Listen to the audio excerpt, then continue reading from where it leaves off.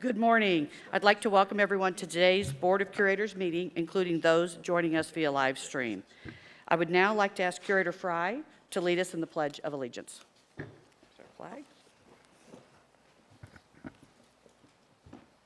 I would also ask that any veterans salute during the Pledge of Allegiance. I pledge allegiance to the flag of the United States of America and to the republic for which it stands, one nation, under God, indivisible, with liberty and justice for all. As we begin our meeting today, I want to share our board values that we passed 2 years ago this month to guide members in the governance of the University of Missouri pursuant to the Constitution and the revised statutes of the state of Missouri. Trustworthy and transparent communication, respect of each other and all university stakeholders, healthy board governance, support and hold accountable leadership, and strategic vision. These values are at the beginning of all board materials and are the foundation of our interactions with each other and with our constituencies. Our first item of business today is to approve a resolution to move into executive session this morning. May I have a motion and a second from the board to move into executive session? So moved. Thank you. I have a motion and a second. Cindy, will you please call the roll? Curator Blitz, Yes. Curator Fry, Yes. Curator Graves, Yes. Curator Holloway, Yes. Curator Cruson, Yes. Curator Lehman, Yes. Curator Sinkfield, Curator Winokur, Yes. Curator Williams. Yes. Okay. You have all votes in favor. The motion carries. Thank you. Curator Holloway, I now turn it over to you for the Audit, Compliance, and Ethics Committee. Thank you, Chair. The Audit, Compliance, and Ethics Committee has, we need a resolution, we need business to do in the executive session this afternoon, so I want to ask the committee to second my motion to go into executive session this afternoon. Second. Great, thank you. And Cindy, will you call roll of the committee? Curator Holloway, Yes. Curator Cruson, Yes.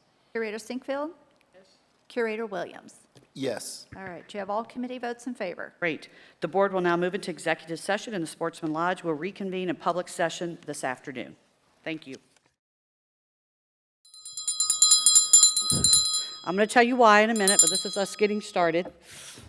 Okay. Okay, good afternoon. Welcome back to the public portion of the Board of Curators meeting today. Instead of gaveling us back into session, I rang a bell. I rang us back in with the very bell my great-grandmother used when she summoned her students to the one-room schoolhouse she taught in here in southern Missouri. I am grateful to be a part of a family where education has always been a priority. My story is like that of my fellow board members. It was our elders who instilled in us the value of education, and that serves as a foundation during our service to the Board of Curators as committed volunteers. Again, as a courtesy to those joining us via live stream, I ask everyone to please bring your mic close in to you when speaking, and also please mute your cell phones. As we start this portion of the meeting, I also want to welcome the newest member to the Board of Curators, Curator Lyda Cruson.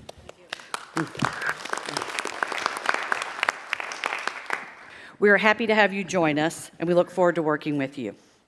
It's great to be here in Springfield because this region is vitally important to the state of Missouri and to the University of Missouri system. This community is also home to several higher education institutions. We're proud to collaborate with and partner with some of those institutions. As stewards of the University of Missouri system, the board decided to meet here because we know that in the Show Me state, showing up matters. By gathering here, we have an opportunity to connect with some of the 10,000 alumni who call this region home and celebrate the 2,000 students from this area who are currently enrolled at UM campuses. For the second year, we have named 7 students. We're going to switch gears here. For the second year, we have named 7 students as Remington R. Williams Award recipients. These students are selected throughout the University of Missouri system. They represent the same collaborative spirit of the late Remington Williams. This is the highest non-academic award the Board of Curators bestows and includes a $1,000 award. To qualify, students must maintain a 3.0 GPA, serve in at least 2 student organizations, and have held a leadership position in at least one of those groups. This year's recipients are shown on the screen. Wishwe Aurora, a biological sciences and physics students from MU. Now, see, I did not practice these this morning. Rathika Jinjapali, pursuing her Doctor of Medicine from UMKC. Ryan Highfill, a civil engineering student from S&T. Damilo Odoolo, a journalism doctoral candidate from MU. Okansagi Jessica Osazi, a health informatics doctoral candidate from MU, and Teja Teplia, a physics doctoral candidate from MU. Angela Truesdale is the last recipient, an accounting student from UMSL. As you can tell, we have incredible students throughout our university system. Each of this year's recipients will be further recognized at board meetings on the campus of their home university. Congratulations to the second cohort of these outstanding honorees. When you live and work in a region that is roughly 150 miles from our campuses in Columbia and Kansas City, 100 miles from Rolla, and more than 200 from St. Louis, it's understandable to think that the UM system is for the rest of Missouri. But we have a responsibility to be a university system that benefits all of Missouri. We are in every county, every day, making a difference. On our 4 university campuses, we support the academic goals of more than 70,000 students. As stewards of Missouri's precious taxpayer dollars, we are careful to make investments that not only improve learning, but also boost communities across the entire state. As a land-grant institution, the University of Missouri system is committed to providing wide access to higher education and to deliver the best ideas from classrooms and laboratories into agriculture, manufacturing, and other key aspects of life in our state. That legacy lives today in our impact. From Joplin to Cape Girardeau, from Kirksville to Springfield, no matter where you live in Missouri, we have a responsibility to be your statewide university system. As I mentioned earlier, more than 2,000 students throughout the system come from Southwest Missouri, and we have more than 10,000 alumni in the area. Our healthcare teams provide care for nearly 3,000 people within Southwest Missouri. MU Extension has more than 133,000 educational contacts in the area. The MU School of Medicine operates a clinical campus here in Springfield in partnership with Cox Health and Mercy Hospitals. Since 2016, more than 350 physicians serving as MU faculty members have been part of this clinical campus. And I know Dr. Barron will mention it later. 4 of our curators went to see that facility yesterday and came away quite impressed. The School of Medicine's simulation lab hosts students from area colleges and universities studying healthcare-related fields. UMKC School of Pharmacy also operates a satellite campus in Springfield, with classes held in Brick City, a Missouri State University space.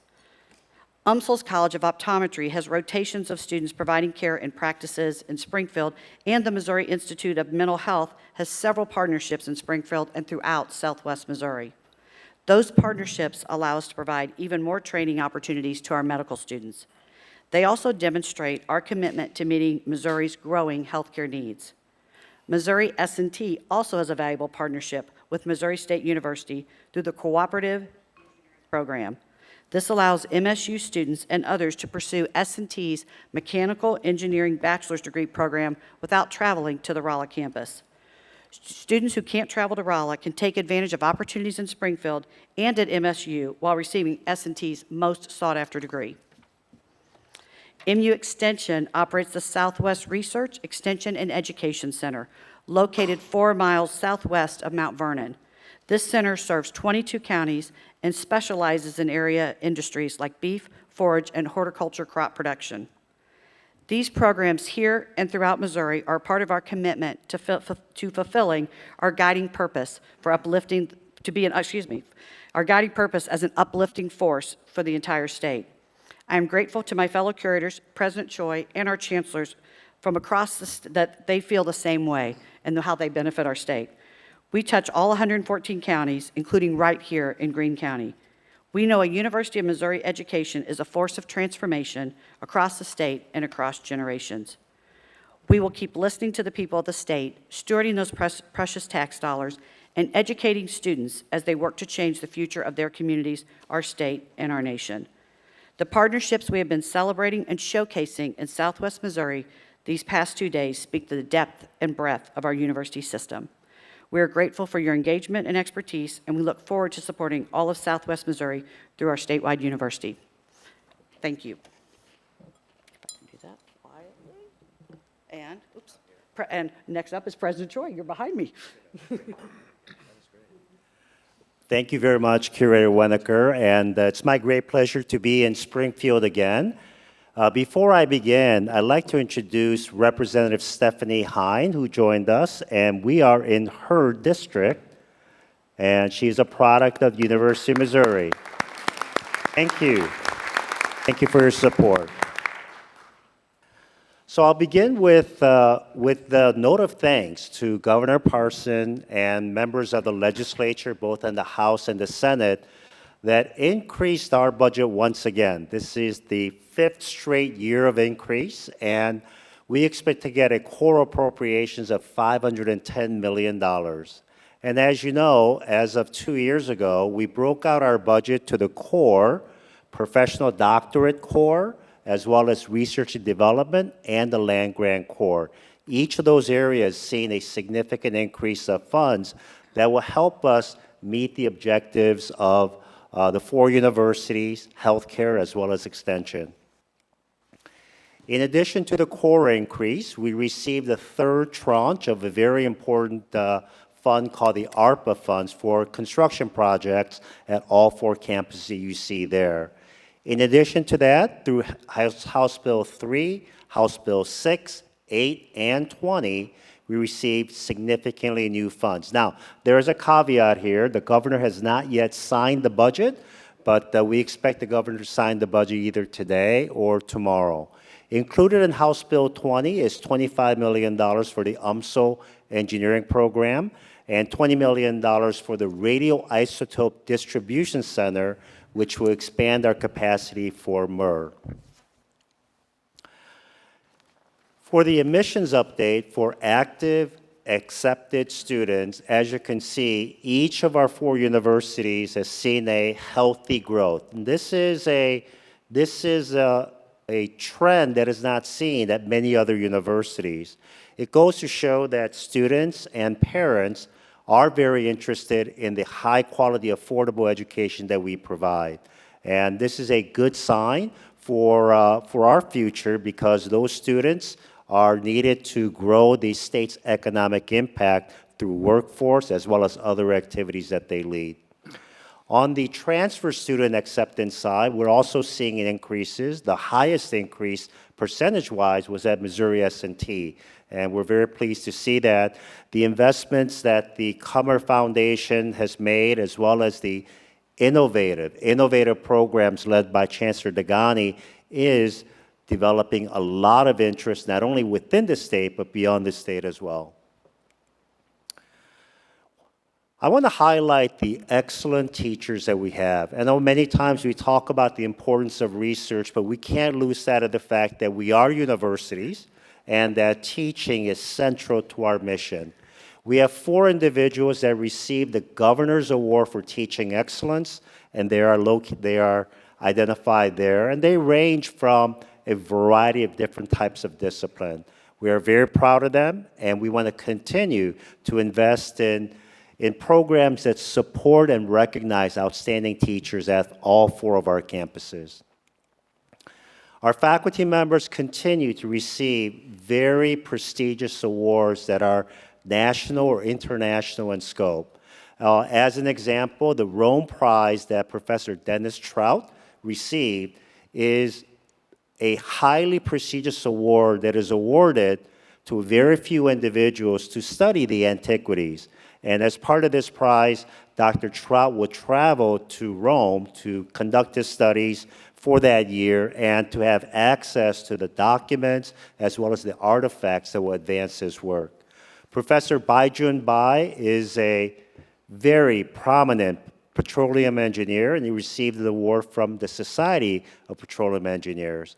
And you could see that Professor Zhumin Wang, who is well known in plant sciences and is a member of the Danforth Plant Sciences Group, received the International Award for the Terry Geller Medal. And at UMKC, the Arthur W. Mellon Foundation is a prestigious organization that supports the humanities. The humanities are alive and well in all of our universities, and this demonstrates our commitment to pursuing excellence in humanities. In terms of our fiscal year federal R&D expenditures, I'm showing you here the increases that we've seen as a system over the past 6 years. And as you can see from the values of $97 million in 2018 to 184 for Mizzou and all the other increases, as a system, we've had almost a doubling of our research expenditures in 6 years. That means that we are capturing more of the market share from federal grants, state grants, as well as foundation to support the work that we do. This is important because we are the research universities of the state of Missouri, and by law and by statute, we need to make sure that we fulfill our mission as a research university. In addition to research, there has to be value that comes through economic development and innovation. And many of our researchers are performing performing very well in that regard. Just recently, the UM system was ranked number 65 among all universities in the United States for the number of patents that were issued. And there are some examples of the types of patents that are being issued to our faculty members that leverage the research that typically comes from federal government that results in economic impact through these very innovative patents. Now, the patents can be licensed or the patents can be pursued by our own faculty members working with entrepreneurs to set up companies to be able to license that technology. So we're very proud of this, but we have a goal to increase our standing among the top universities when it comes to patents that are granted. I want to highlight a few specific research projects that were awarded over the past few months since our last meeting in Rolla. This is a project that's led by Professor Greg Hilmas at Missouri S&T, and it's sponsored by General Electric. General Electric manufactures very high-performance engines, and they're very interested in taking the technologies that they develop to develop hypersonic vehicles, whether it's aircraft, missiles for defense use, and so forth. By traveling at hypersonic speeds, these aircrafts and vehicles will experience not only high temperatures, but high pressures. Under that environment, traditional materials that we use for subsonic flight will essentially melt. So how do you develop the types of composites that can shed that heat very effectively so that our missiles can catch up to missiles that may be fired at our troops so that we can intercept them? How do we develop the type of hypersonic technologies that can be used not only for military applications, but for commercial transport?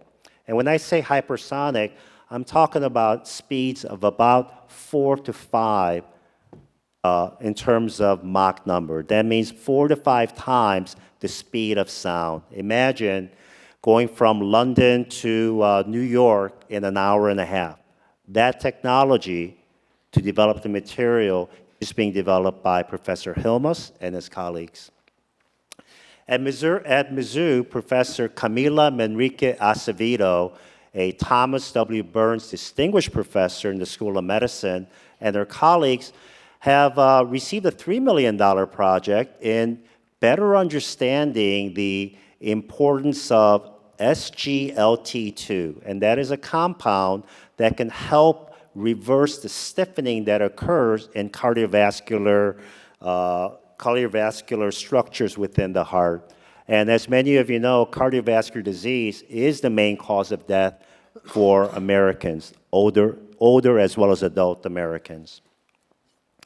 The second project is also from the School of Medicine. Dr. Rene Cortese and his colleagues received a $2.9 million grant from NIH to study the effect of sleep apnea. And I didn't realize this, but more than 15% of Americans face severe issues because of sleep apnea.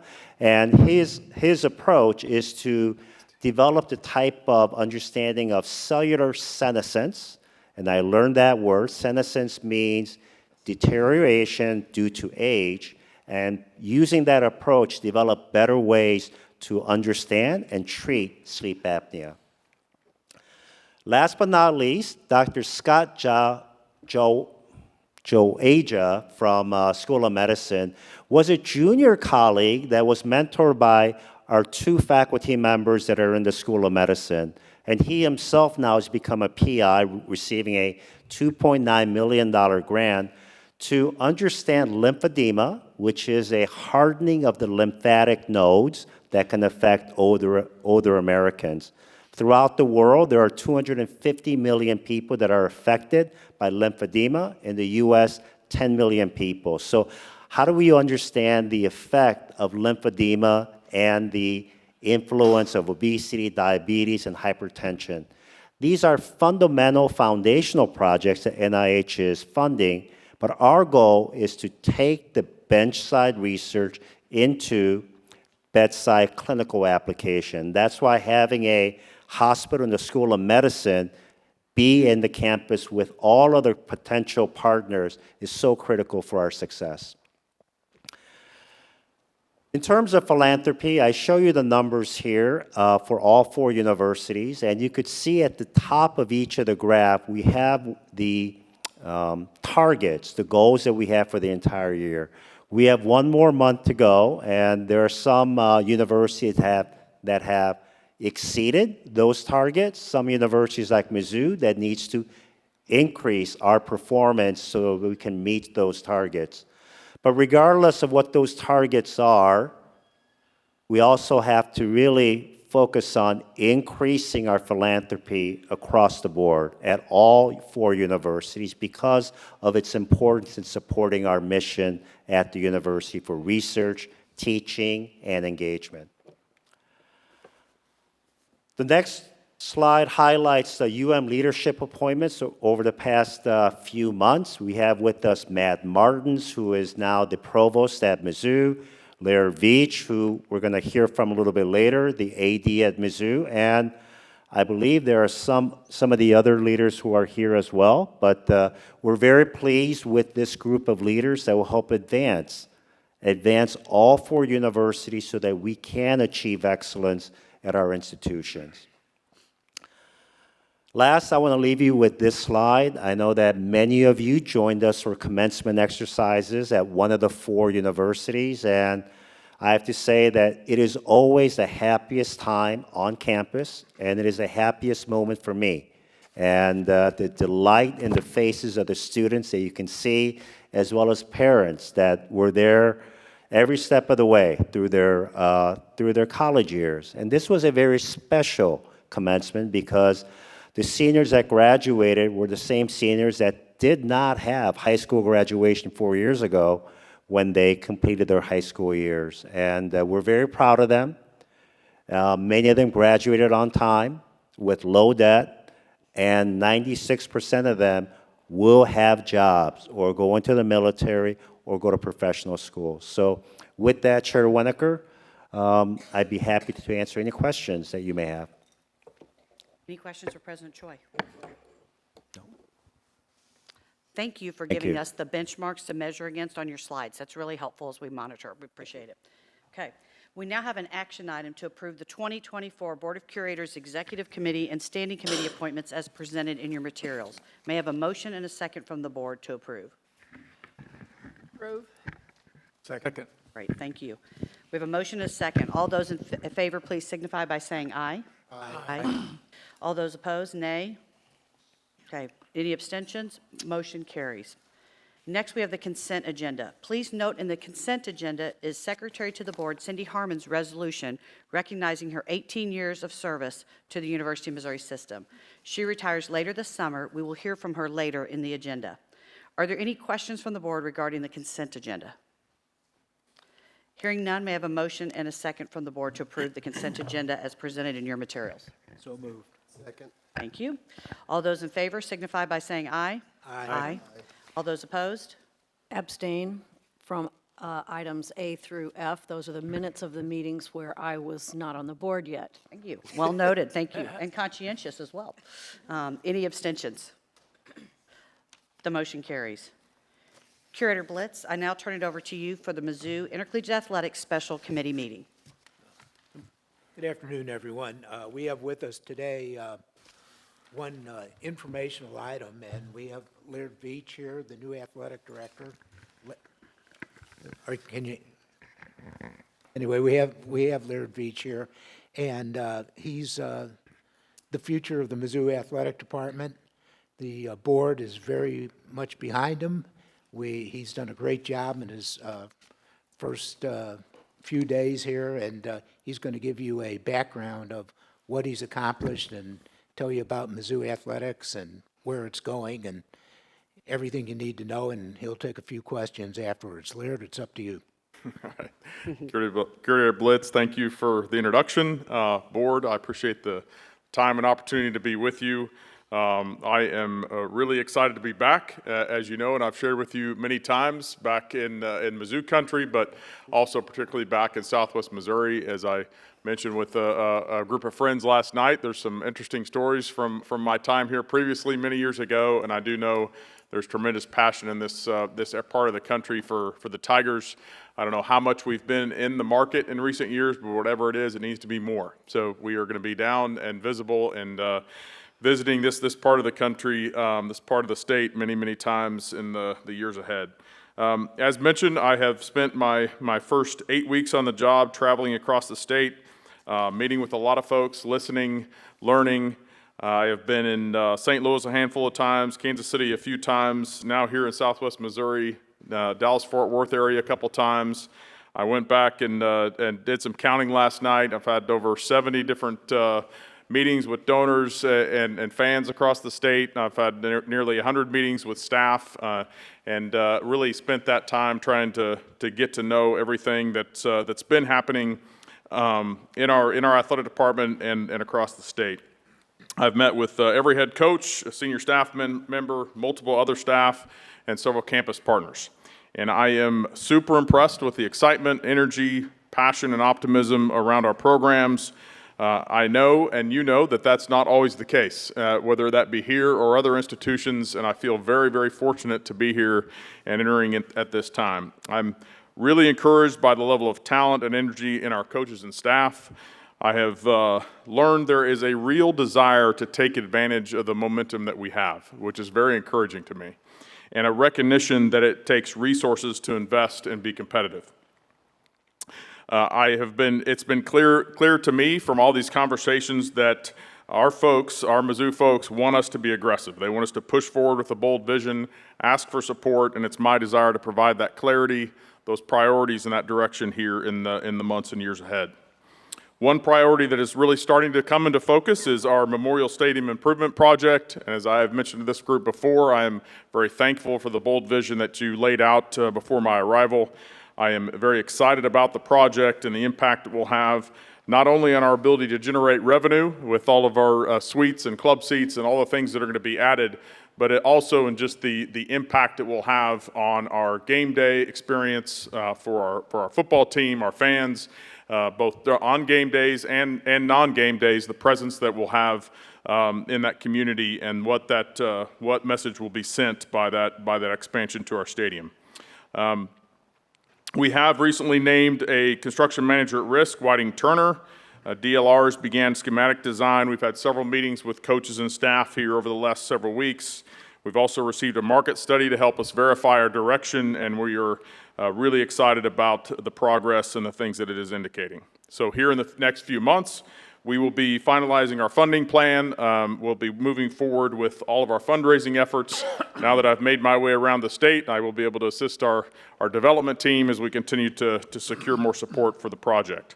I am excited to announce that in addition to the lead gift that was announced with the project some time ago, we've secured 10 more seven-figure commitments. We have almost sold out of our mezzanine level suites and sold about half of our field level suites already in the process. It's an aggressive and fast-paced project, but we are on target to begin the project later this calendar year as scheduled. Another area that we will all want clarity on in the coming year is the House settlement. As we have all discussed many times, it will have an amazing impact on the headlines that we will all read in the coming year. While I have really tried to emphasize to our staff and coaches that we need to stay focused on the current programs, the current year, the competitive season, the academic support of our student athletes, it will unquestionably require a lot of attention and detail in the months ahead. We have already established a group to develop what we're calling the Mizzou Modern Model. So our 3M task force will be meeting many, many times on a weekly and daily basis in the months ahead to help us manage that transformational time that's ahead of us. And in addition, one thing that won't change is the need for support. So we will be asking time and time again in front of this group and others to continue to help us invest in our programs, and we can't do that by sitting in a desk in Columbia, Missouri. So as my mentor and counterpart for many years here, Mike Alden, used to say, you can't do this job in a desk behind a desk in Columbia, Missouri. So you will see me out, you'll see our staff out engaging many, many times. And as we have also said many times, our goal is to sell out the football season across the board, every home game. And that doesn't happen without us starting with the August 29th game at home on Thursday night. I would encourage everyone, including folks in this room, if you haven't already secured your tickets, please do so, and single game tickets will go on sale soon. So thank you all. We'll continue that momentum as we carry out throughout the year. MIZ. Any questions from the board DOU, we can't first? leave that hanging. Any questions from the board?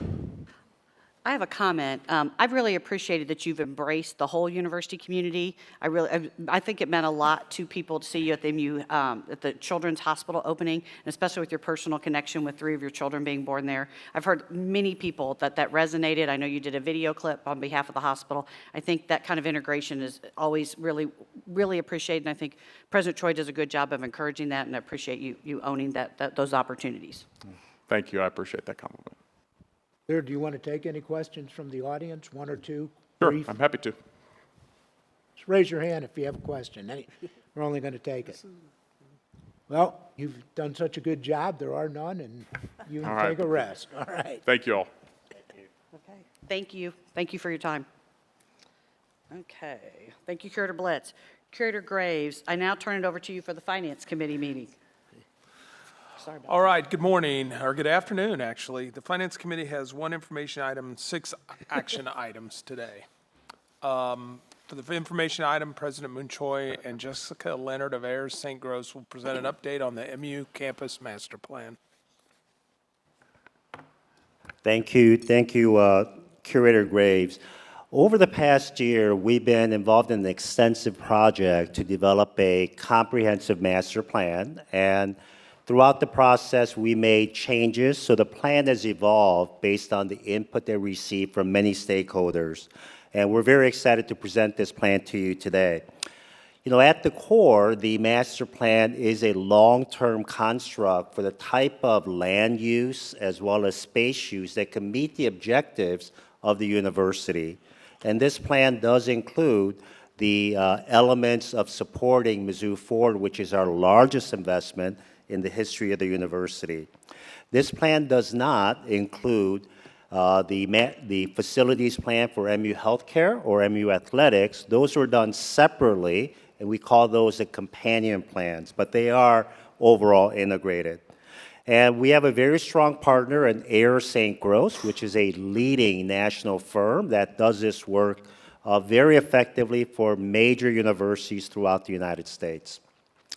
So as we go forward and we reflect on this master plan, there are some key elements that were defining elements for this. As I said before, Mizzou Forward is our plan to achieve excellence in student success, research, and engagement. So the master plan captures that.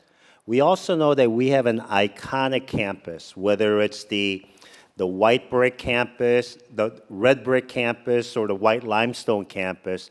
It's an iconic campus that is described, not just described, it is designated as a botanic garden. So those key elements must be maintained.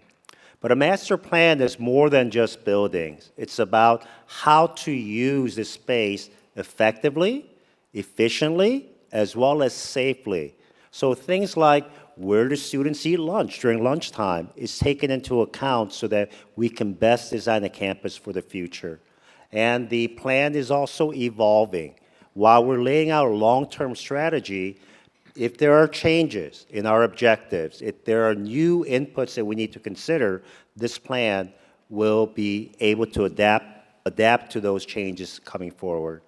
So it's now my pleasure to introduce Jessica Leonard, who is a principal at Air St. Gross, to go over the presentation. Thank you, President Troy.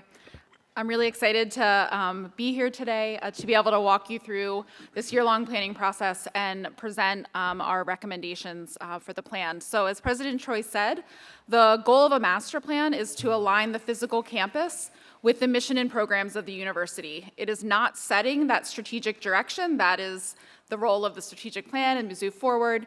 Rather, it determines the where opportunities exist to meet those goals and programs, and it ties very closely into the capital planning process. So the goal is a shared vision that will provide a framework of opportunities to guide development, decision-making, and sustained implementation for the university. Mizzou is a very large campus, so we had to focus what we were going to do for this plan. And it really is about alignment with the 3 key areas of Mizzou Forward, which are student success, faculty excellence, and infrastructure growth.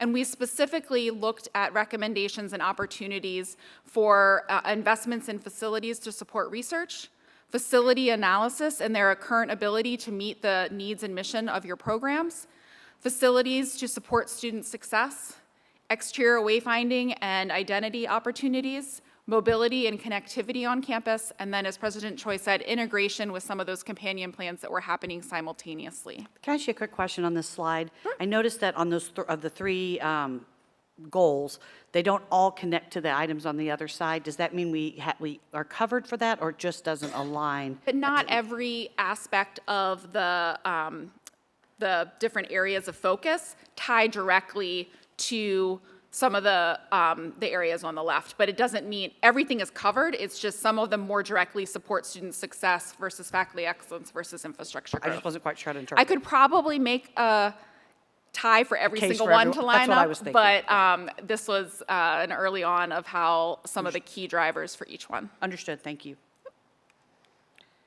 So this plan was not done in isolation. We really wanted to start with an engaging process, and so we had over 4,000 unique touch points that started with us touring campus, some really hot days about a year ago.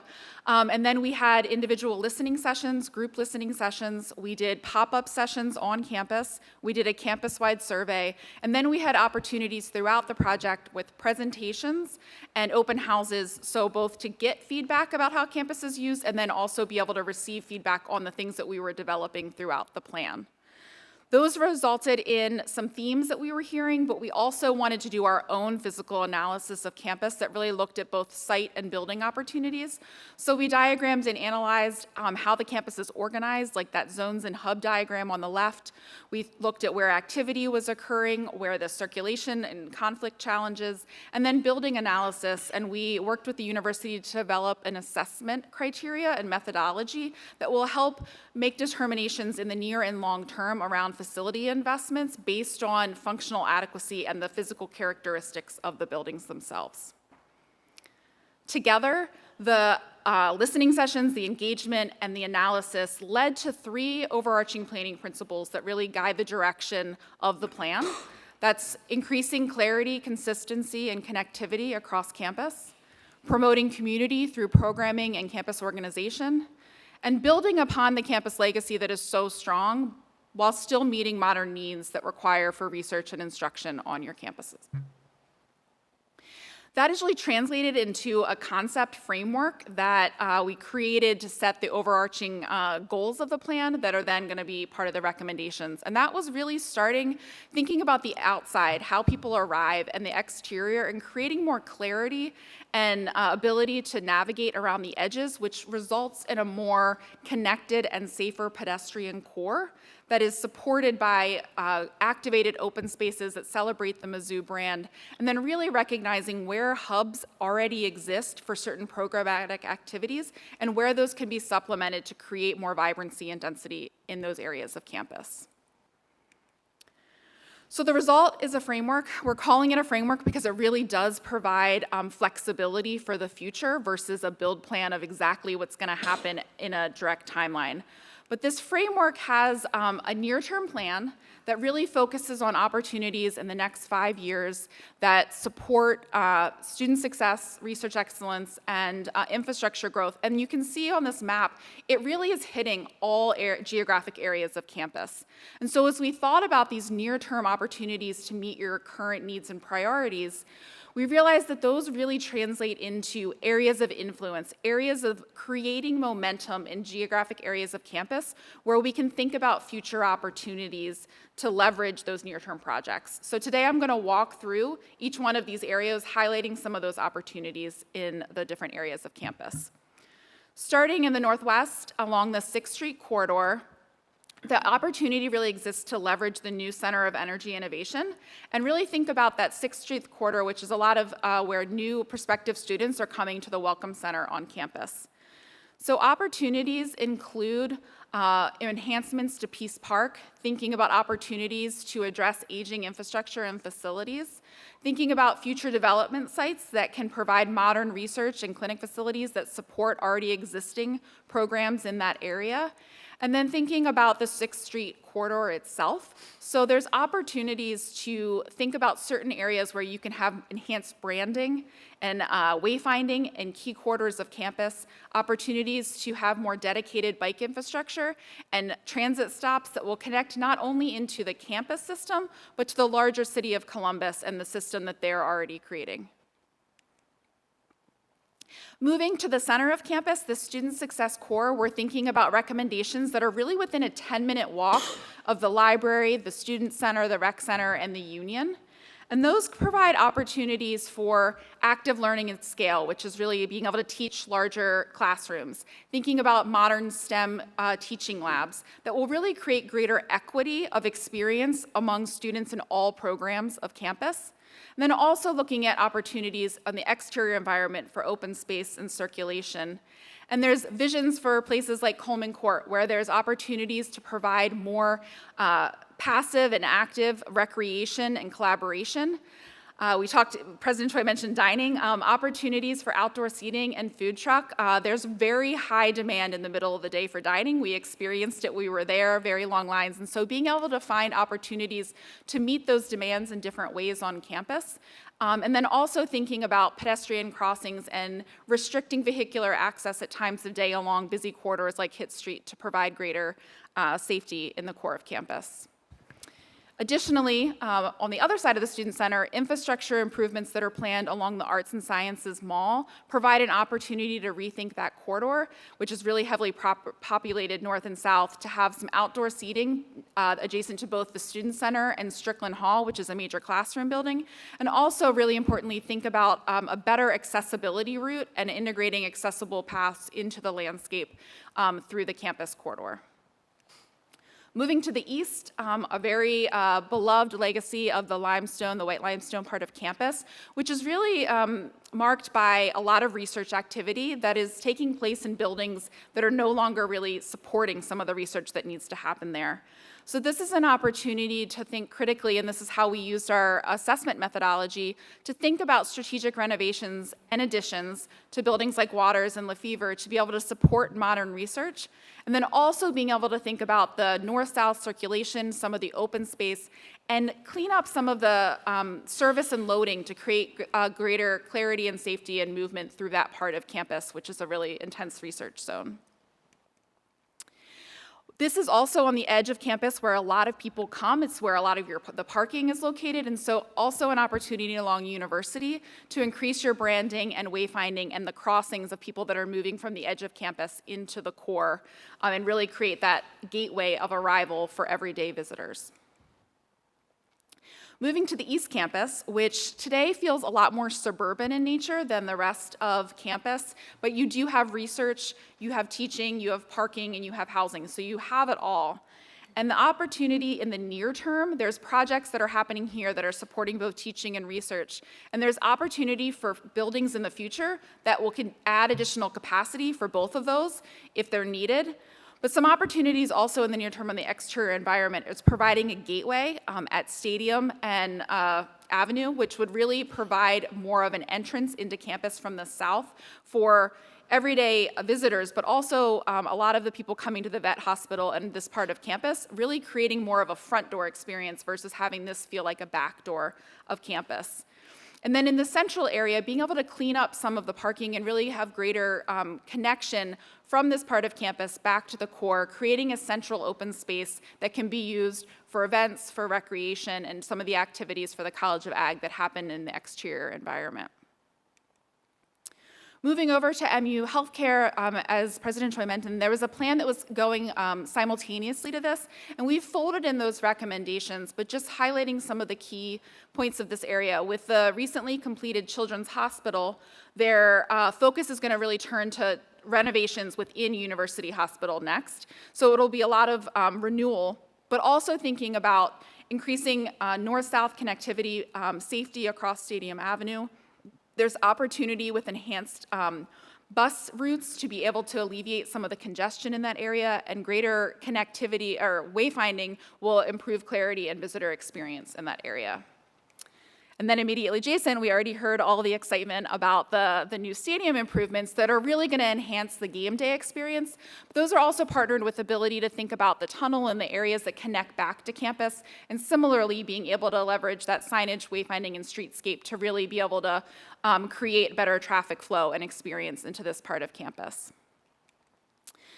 Finally, the research commons is the research-intensive zone, and that really provides an opportunity to leverage already investments with MER, but there's capacity for expanded research on this part of campus that not only can meet research needs, but also provide a greater frontage along Providence Avenue, which is kind of a gateway coming from the south into campus.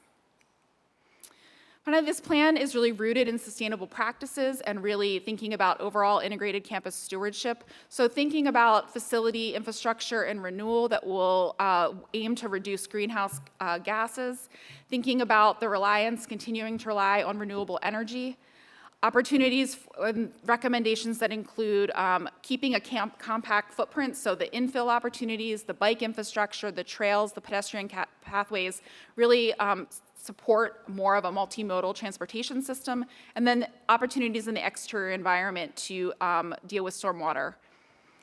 So overall, we're really excited about not only the near-term opportunities that exist in campus, but really being able to provide a flexible framework for the future, opportunities for development, and then also opportunities for branding gateways that will really celebrate the wonderful Mizzou brand and be able to allow the land-grant mission to sustain into the future.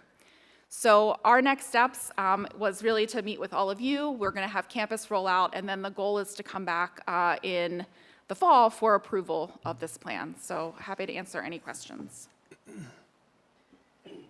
I had a couple, and I know I shared this with Curator Graves and with CFO Rapp. How is there? I didn't see it, and I'm possibly missing it. Parking identified for the hospital. I know that's something we anticipate needing. Did I miss seeing that marked on here? Parking for the hospital. So part of this plan is looking at overall parking and transportation for the whole university and thinking about that as a system. And so there's not taking away parking around the hospital as part of this plan. And each individual project will look at that more specifically to be able to address it. But as I mentioned, there are opportunities with a more robust transit system to be able to alleviate some of the congestion and be able to have more parking available there for the people that need that every day. Okay, I think you answered how I intended to ask, which is, I'm not anticipating it's taking away. I was curious what space we might have identified to accommodate that in the future. But maybe that's in the sense that we're going to have a better transit system and everything doesn't have to be located right next to the building. Two other things that always get brought, well, one other always gets brought up to me is visitor center. Have we thought about a location for a visitor center if, in fact, at some point, somebody were to choose to give us money and help support us to build one?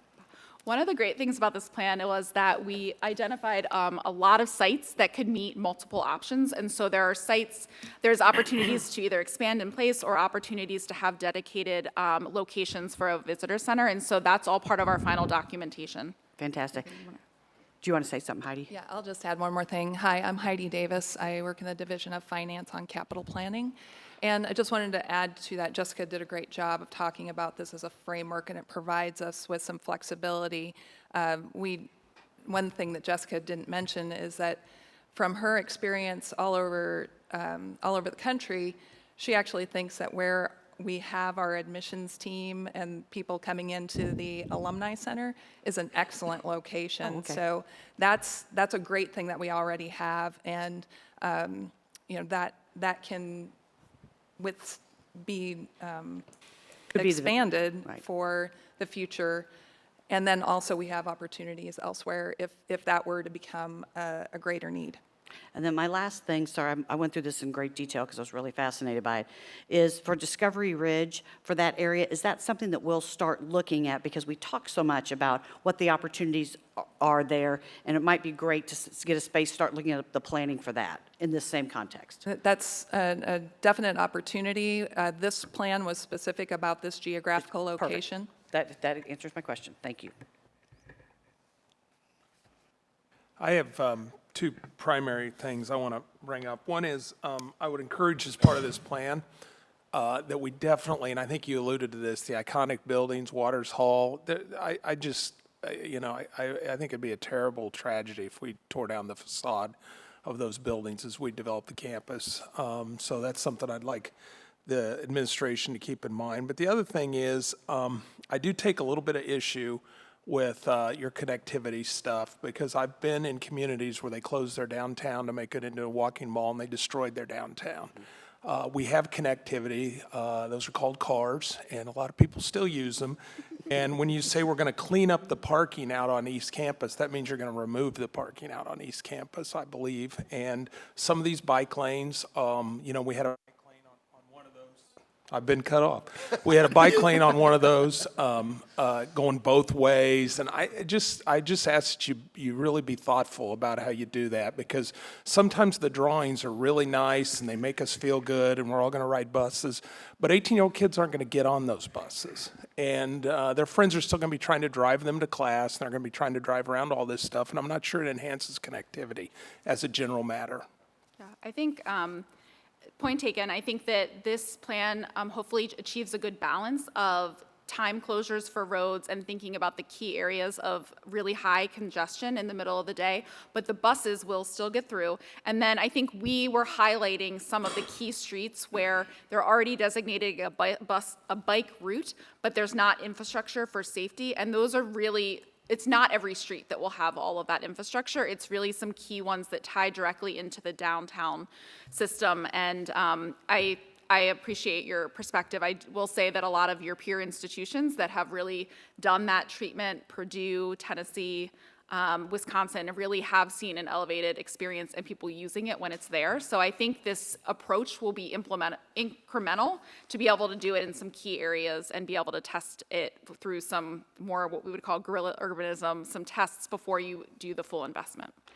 And is this a bus system that we're creating, or relying on the city of Columbia and that kind of a joint project? It's a joint project with the city. The city provides our bus service now, and this is just reworking the routes so that they cover more of campus and are thinking about not just our to location. It's also how do you circulate around campus with a bus as well. So the city's been a great partner with Parking and Transportation to start thinking about how to implement those. Okay, thank you. Anybody else? Okay, that concludes that portion, and there's no vote on that, so we'll move on to the next item. Is that it? Is that it? That's it. Okay. Thank you. Thank All you. right. Okay, we're going to go through some of these. We're going to try to do some of them in more of an omnibus fashion. I think we need to do the operating budget fully on its own. So Executive Vice President Ryan Rapp will present the fiscal year 25 operating budget and be available to answer any questions. Thank you, Curator Graves. I think our financial planning and budget process and execution against that really is a continuous process. I do want to thank our campus leaders, our healthcare leaders. That includes the CFOs, the chancellors, and our system finance team. This kind of represents the culmination of a year's worth of work. It really is, though, about how are we going to then execute against that. and how do we generate the necessary financial resources to make the investments in our strategic priorities. Let me go back.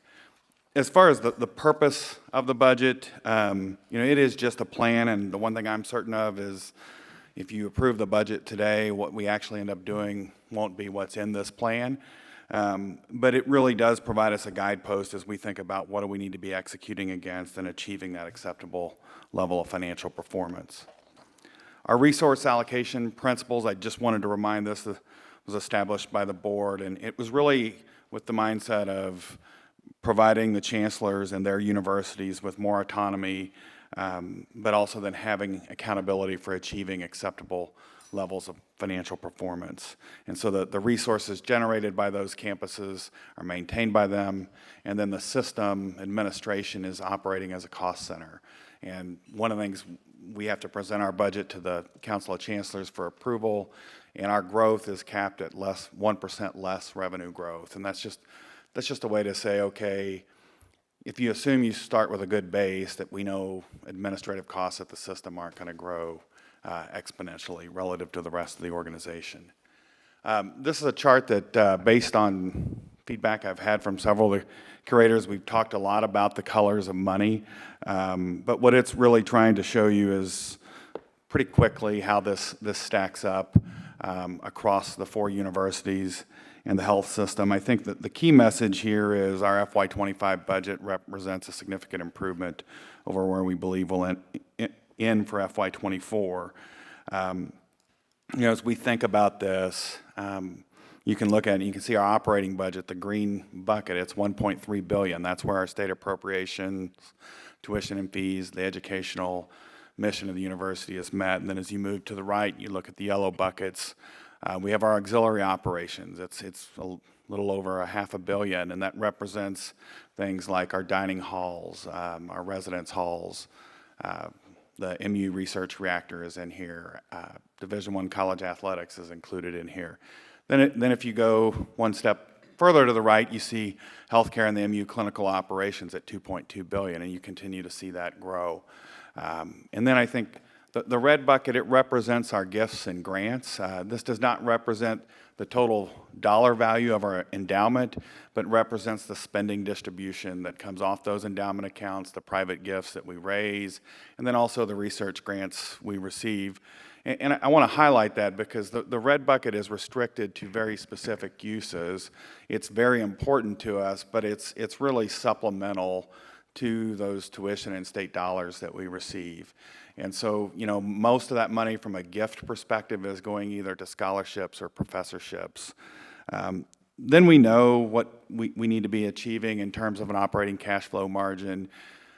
We know from Moody's perspective, they kind of look at the floor for us of being that we need to be generating a 10% minimum cash flow margin. Historically, we've been around 13 to 14%. So you can see we're well within that range and working to improve on that. And then overall, if you move to the far right after we look at depreciation and interest expense, we're in range of the targets we've set. I think if you look at this chart, again, you can see what our financial plan produced, what the target was, and then what we're looking to provide through this year's budget. And everyone is going to achieve break even. I did note, really once you take out the one-time impact of some of the demolition costs that UMSL has associated with the Campus of the Future, they would have a break-even budget for this year.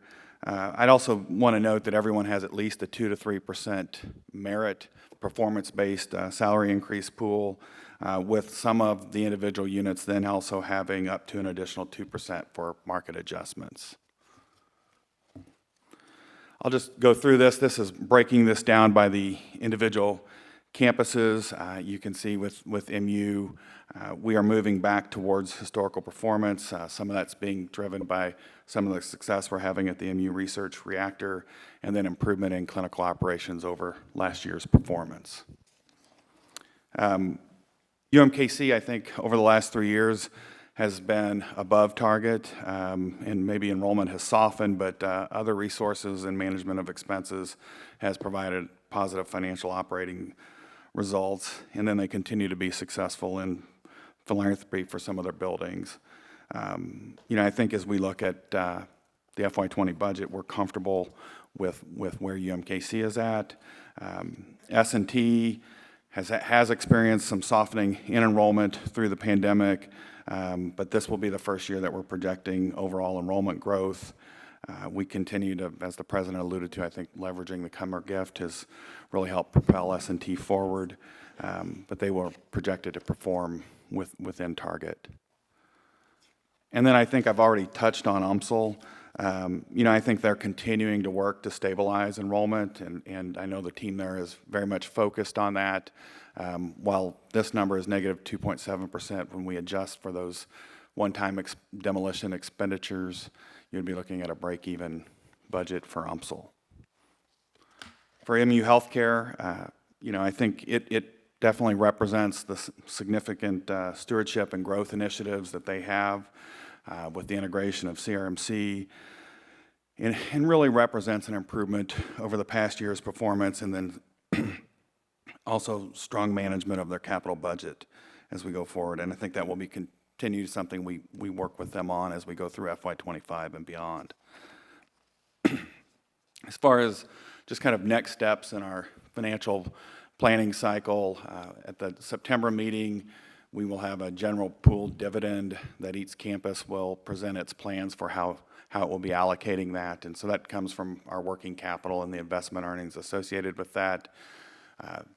Really, as soon as, if this budget is approved, we quickly move into then financial planning for the next cycle, and then we would bring those plans forward in February for approval. And once that's done, it serves as the basis for our 2026 budget process. With that, I'm happy to answer any questions. Questions? All right. If there are no further discussion, may I have a motion and second for the committee to approve the fiscal year 2025 operating budget for the University of Missouri? So moved. Second. Moved and seconded. All those in favor signify by saying aye. Aye. All those opposed, nay. Abstentions? Madam Chair, on behalf of the Finance Committee, we move to recommend to the full board that the fiscal year 2025 operating budget for the University of Missouri as outlined in the materials be approved. A motion is made. Do I have a second from the board? Second. Thank you. We have a motion and a second. Any further discussion? If none, all those in favor, please signify by saying aye. Aye. Opposed, nay. Any abstentions? Motion carries. Back to you, Curator Graves. Ryan, could we do state appropriations requests and state capital priorities? Do the first, answer questions, do the second, answer questions, and we'll vote on it. Yeah, sure. Okay. We can do that. So we're asking for approval for two things today. One is our operating appropriations request that we're required to submit to the Missouri Department of Higher Education and Workforce Development on August 1st. Really all we're seeking there at this time is an inflationary increase to our core appropriation of $17 million, along with maintenance of our other line item programs and legislative requirements. And then if we go to the state capital appropriation request, each of our universities is similarly, we have to submit a request by August 1st, but we're also establishing what our state capital priorities for the year would be. From Mizzou, we've got a project called Mizzou Momentum. It would include $100 million for the Memorial Stadium project, along with $50 million for M&R projects across the campus and $50 million for MUR. We've got a new science and engineering building, $75 million for UMKC, a bioplex facility at Missouri S&T, approximately $70 million, and then a Stadler Hall renovation at UMSL of $70 million. So with that, I'll take any questions on either. I have one, Ron. Oh, I'm sorry. Go ahead. Did you want to go, Ron? Okay. No. The capital priorities and appropriations that are requested by the whole system, each individually, can they be changed if something happens? I mean, Yeah. can be changed in this? Absolutely. So I always say this is the early innings, and it's not even really saying we need to technically submit this to MDHE by August 1st, but there's a lot of work that can go after that date. It's just important that we actually make a request. Gotcha. Thank you. Any other questions? So have you done both appropriations and capital requests Yes. at this point? All right. If there are no further questions, may I have a motion and a second from the committee to approve the fiscal year 2026 state appropriations request for operation and the fiscal year 2026 state capital priorities for improvements? Second. Been moved and seconded. All those in favor signify by saying aye. Aye. Opposed, nay? Any abstentions? Okay, Madam Chair, on behalf of the Finance Committee, we move to recommend to the full board that the University of Missouri fiscal 2026 state appropriations request for operation and fiscal 2026 state capital priorities for improvements be adopted. Great, thank you so much. A motion is made. Do I have a second from the board? Second. Thank you. We have a motion and a second. Any further discussion? Ryan, I'll ask you, the resolution did have that correction in it that we're voting on? Yes, it is that any material changes would be submitted to the board prior to Okay. submission. I just wanted to make sure. I didn't get a chance to double check that. If there is no further discussion, all those in favor, please signify by saying aye. Aye. Those opposed? Any abstention? Motion carries. Curator Graves. All right, the next item, Executive Vice President Rapp will present an amendment to CRR 70.060 for consulting, design, and construction. Thanks, Curator Graves. I'll be brief on this. The primary objective we're trying to do is, we currently have master construction agreements, and we can apply those to projects for less than $1 million. I don't think that number's been changed in at least 10 to 15 years. We're looking to up that amount to $3 million. What that will allow and will provide for our smaller projects, it's just another delivery mechanism that can deliver on a faster timeline. And I think while we have a lot of large construction projects underway right now, we've got a lot of small ones. And, you know, in particular, as you think about as you get further from the campus and you've got some of these smaller projects, we think this will give us more flexibility to meet our end users' needs. That's the primary change being proposed here. The others are just really bringing in line what was in our design and construction policy manual. We, working with Mark's office, decided that we would recommend we'd actually just incorporate those into the CR, and that's around the language if we have an emergency or a disaster where we can waive competitive bidding requirements. And then the other is just clarifying what already is in our policy, but just not at the CRR level around when informal and formal competitive bids are required. I'm happy to answer any questions. Questions or discussion? All right, if there's no discussion, may I have a motion, a second from the committee to approve the amendment to CRR 70.060, consulting, design, and construction as outlined in the materials? So moved. Second. It's been moved and second. All those in favor signify by saying aye. Aye. All those opposed, nay. Abstentions? Madam Chair, on behalf of the Finance Committee, we move to recommend to the full board that the amendment to CRR 70.060 as outlined in the materials be approved. A motion is made. Do I have a second from the board? So moved. Thank you. We have a motion and a second. Any further discussion? If none, all those in favor, please signify by saying aye. I'm going to read through that too fast. Please signify by saying aye. Aye. Or just rushing to the end. All those opposed, nay. Any abstentions? Motion carries. Okay, next item, Vice President Rapp will present the project approval of the Radioisotope Science Center at Discovery Ridge. Thank you. Actually, today we're just seeking architect and engineering hiring for this, and it would let us move forward with planning on this. We would bring it back to the board for project approval. This was incorporated into the capital plans. This would be located at Discovery Ridge, kind of between where, I know it's not ABC Laboratories any longer, but where that was and where the Radel facility is, slightly to the, it kind of would abut Highway 63. Currently, the funding plan is that we would receive $19 million in support from the state for this project and $20 million from the Department of Energy. Any questions? Any questions or comments? If there's no question or comment, I'd like a motion from the committee to approve the architect engineer hiring for the Discovery Ridge Radioisotope Science Center at MU. So moved. Second. Been moved and seconded. All those in the committee in favor signify by saying aye. Aye. Aye. Opposed, nay. Any abstentions? All right, Madam Chair, on behalf of the Finance Committee, we move to recommend to the full board that the hiring of the architect and the architect and engineering hiring package as outlined in the materials for the Discovery Ridge Radioisotope Center at MU be approved. Thank you. A motion is made. Do I have a second from the board? Second. You're like our backup second. Thank you. Any further discussion? Okay, with a motion and second, we'll go and take a vote. All those in favor, please signify by saying aye. Aye. Aye. All those opposed, nay. Any abstentions? Motion carries. Curator Graves?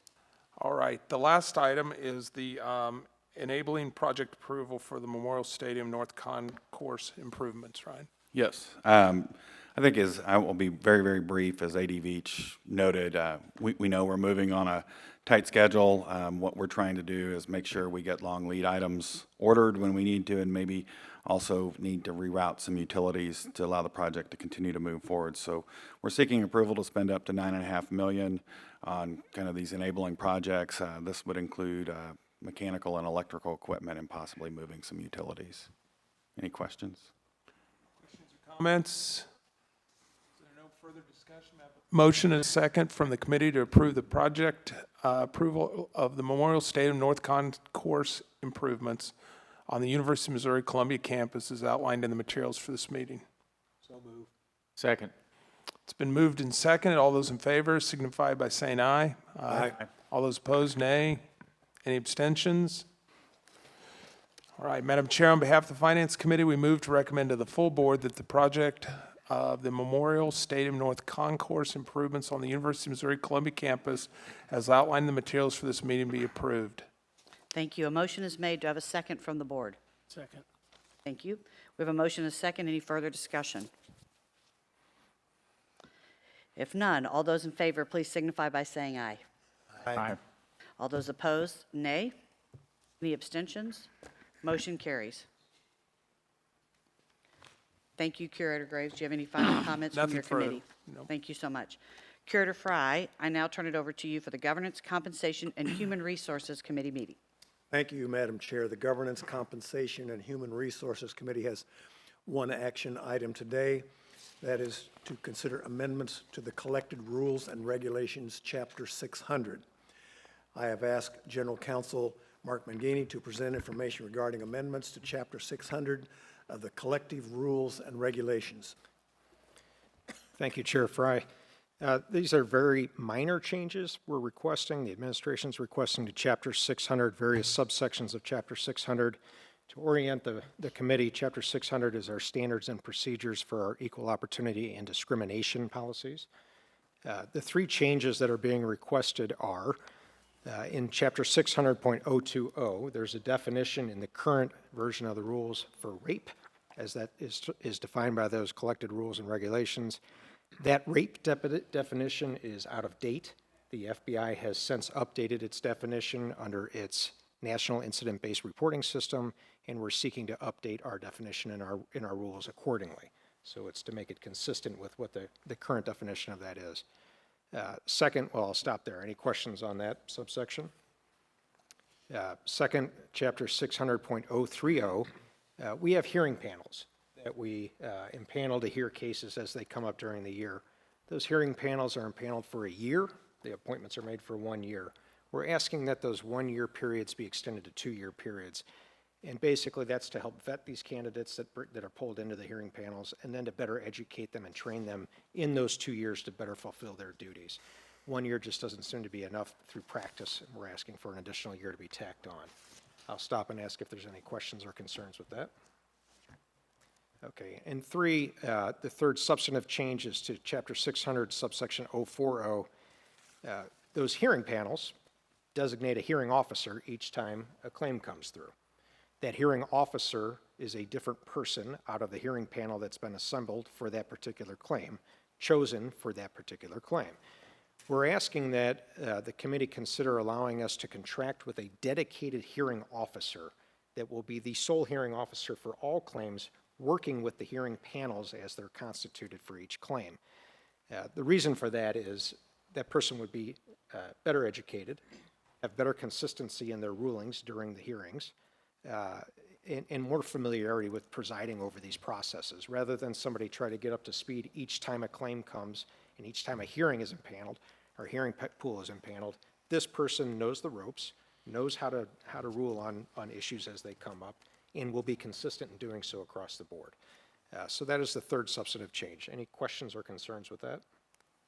So if he's consistently bad, it's better? Consistently bad is probably better, yes. No.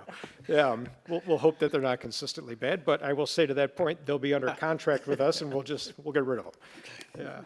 Yeah. Finally, this is not a substantive change to the rules themselves.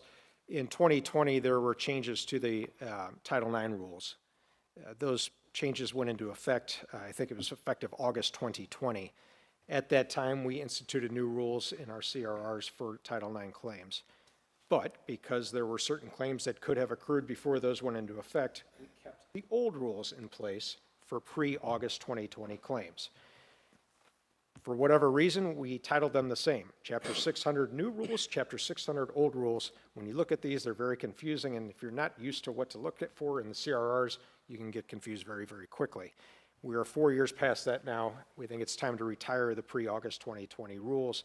We're asking simply to take them out of the published rules. We will put them on the shelf if for some reason a claim would arise that does implicate the pre-August 2020 rules. We don't see that happening, but should it happen, we'll have those on the shelf and we'll use them accordingly.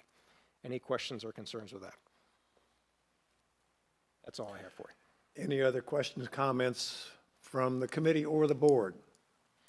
If not, I'd like to have a motion and a second from the committee to approve the amendments outlined by General Counsel McGuiney. So moved. Second. I have a motion and a second. All those in favor say aye. Aye. Opposed, same sign. Any abstentions? The motion carries. Madam Chair, on behalf of the Governance, Compensation, and Human Resources Committee, I move to recommend to the full board that the amendments to the Collected Rules and Regulations, Chapter 600, be approved as presented today. Thank you. A motion is made. Do I have a second from the board? Second. Thank you. We have a motion and a second. Any further discussion? If none, all those in favor, please signify by saying aye. Aye.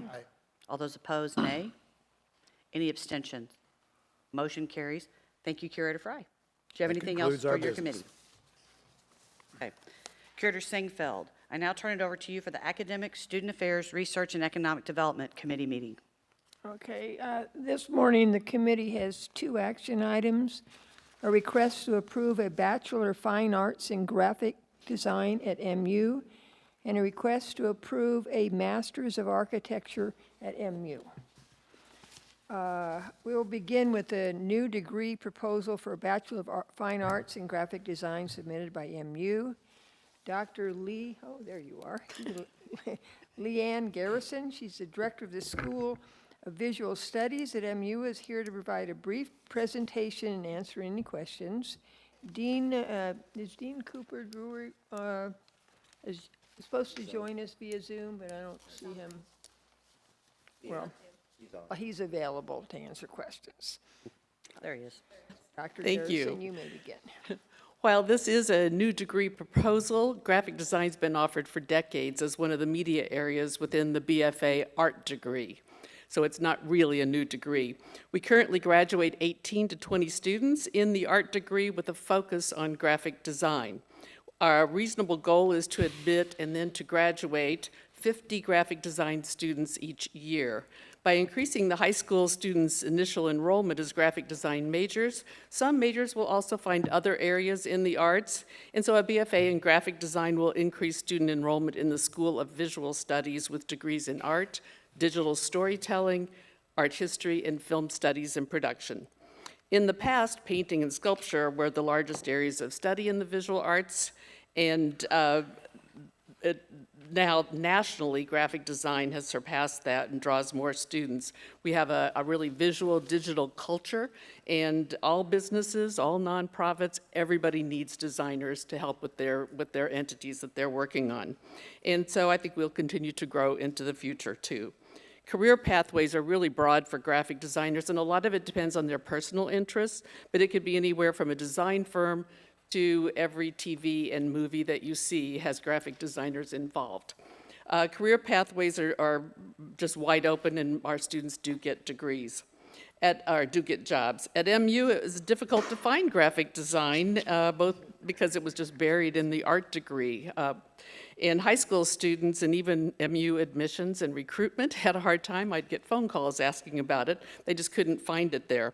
And a BFA in graphic design listed as one of the majors will draw even more students to MU. And our goal is to be the top graphic design program in the state and have a national reputation. The new degree, and this is a good one, no startup costs at all because we already offer the courses and we already have the faculty there. And the first year, it will have a positive year-end balance, and it will continue to grow until we reach our capacity. And thanks to President Choi's Mizzou Forward Student Success Awards, we've already renovated 2 design studio classrooms, taking them from rows of computer labs to actual professional design studio spaces. And we were able to get $160,000 from 2 different proposals that were accepted. Students want their degrees to state graphic design because this helps them in their careers. Right now it just says art, and they want the graphic design there.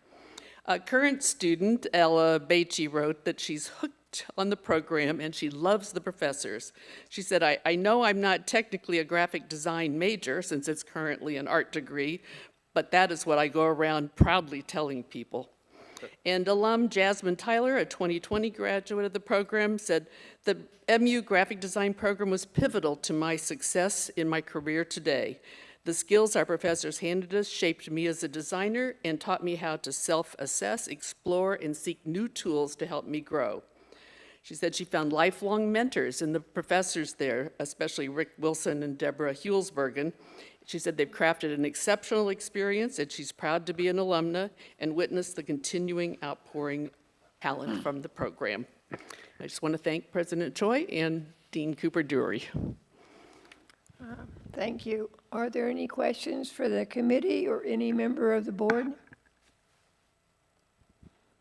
Okay, if there's no further discussion, may I have a motion and a second from the committee to recommend approval of the Bachelor of Fine Arts in Graphics Design at the University of Missouri-Columbia as presented?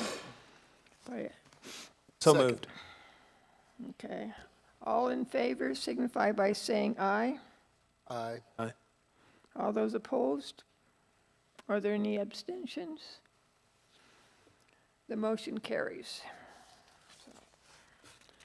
So, Madam Chair, on behalf of the Academic Student Affairs Research and Economic Development Committee, I move to recommend to the full board that the Bachelor of Fine Arts in Graphic Design at the University of Missouri-Columbia as presented be approved. Thank you. A motion is made. Do I have a second from the board? Second. Thank you. We have a motion and a second. Any further discussion? If none, all those in favor, please signify by saying aye. Aye. All those opposed? Any abstentions? Motion carries. Curator Singfeld. Okay. Our final action is a new degree proposal submitted by MU for a Master's of Architecture. Architectural Studies Chair Lyra Bartlett will present and answer any questions. Again, Dean Drury is also available to answer questions. So you may begin. Hello. Thank you for the opportunity to be here to present the Master of Architecture degree proposal, or an MArch, at Mizzou. This is a professional degree that combines 2 existing programs within our department, the Bachelor of Science in Architectural Studies and the Master of Arts in Architectural Studies. This is a 4+1 accelerated terminal degree in the field of architecture. The resources, curriculum, facilities, and faculty are all in place to launch in fall 2024, with the intention of pursuing accreditation via the National Architecture Accrediting Board immediately. The Mizzou MArch will build upon baseline accreditation requirements to emphasize strengths in sustainability, digital media, and human factors, while encouraging interdisciplinary collaboration for comprehensive project delivery. Mizzou students will benefit from the rigors of working alongside PhD researchers at our R1 institution. This moment is monumental for the building design and construction industry in the state of Missouri, as we are collaborating with system-wide curriculum and the full support of Missouri chapter of the American Institute of Architects, a professional organization representing over 2,100 practicing professionals. Keep and retain talent locally, benefiting our economic development and community impact. The affordability and accessibility of a high-quality program with a zero energy design designation from the U.S. Department of Energy will be of great benefit to our students and reduce the timeline to professional licensure by 5 years. It will also eliminate the need to pursue a professionally accredited graduate degree after Mizzou, which is about what 50% of our undergraduate population does currently. Jason Perryman, a 2000 alum and Springfield, Missouri native, is an architect and principal at HOK in Kansas City. Jason pursued a graduate degree in architecture at Washington University in St. Louis after Mizzou. He writes in his letter of support that Mizzou's program would provide students that have a similar passion for design and desire to contribute to the architecture profession a well-organized opportunity. And Jack Katzelik, a 2019 alum, who is both a licensed interior designer and architect with the R5 Design Agency in St. Louis. Jack pursued a graduate degree in architecture from Southern Illinois University in Carbondale after his time at Mizzou. Jack writes in his letter of support that he wished that the Mizzou MArch existed during his time, as it would have simplified and expedited his career path. I would like to thank Dean Jury, President Choi, the College of Arts and Science, and the faculty and staff, and students in the Department of Architectural Studies who have contributed to the strength of our curriculum. I'm also compelled to mention the iconic stewards of our department that dedicated over 20 years of service as professors, without whom this would not be possible. Dr. Ruth Toffel, Dr. Benjamin Schwartz, Dr. Ronald Phillips, and Mr. Michael Goldschmidt. We are excited to offer an affordable opportunity for Missouri students to pursue great careers with an accredited terminal degree in architecture. Thank you very much. Okay, thank you. Are there any questions from the committee or any member of the board? Okay, I just if want to there's- offer, on both of these, a lot of collaboration. Thank you for that. I noticed it in your letters and your support within the system. You talked to your industry, you talked to people. I mean, I thought both of these were really well-researched and well done. Thank you. I agree. If there's no further discussion, may I have a motion and a second from the committee to recommend approval of the Master of Architect at the University of Missouri-Columbia as presented? So moved. Second. Okay, we have a motion and a second. Are all those in favor? Say aye. Aye. All those opposed? The motion carries. Okay, Madam Chair, on the behalf of the Academic, Student Affairs, Research, and Economic Development Committee, I move to recommend to the full board that the Master of Architect at the University of Missouri-Columbia as presented be approved. Thank you. A motion is made. Do I have a second from the board? Second. Thank you. We have a motion and a second. Any further discussion?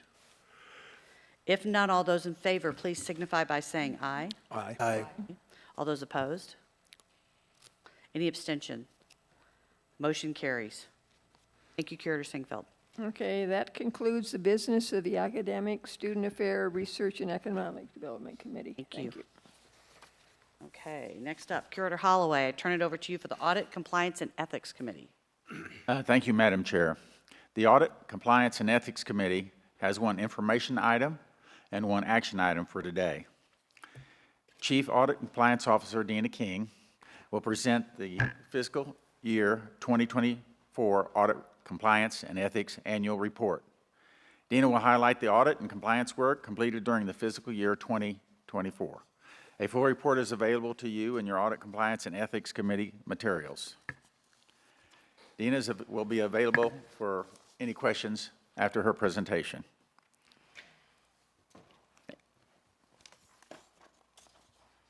It's up to you to get going. Thank you. Thank you, Curator Holloway. As Curator Holloway just mentioned, this is the annual report of the Audit, Compliance, and Ethics Group, system. This group I went one too far, sorry. This group is basically comprised of 4 entities: internal audit, ethics and compliance, privacy, and central investigations. So we'll briefly go over each of the accomplishments of these groups this past year. Internal audit. So the auditors completed 10 audits this year. 6 are still in progress and will be completed imminently. We're not able to start 13 audits, but those are rolled over into the next plan, and they canceled 2.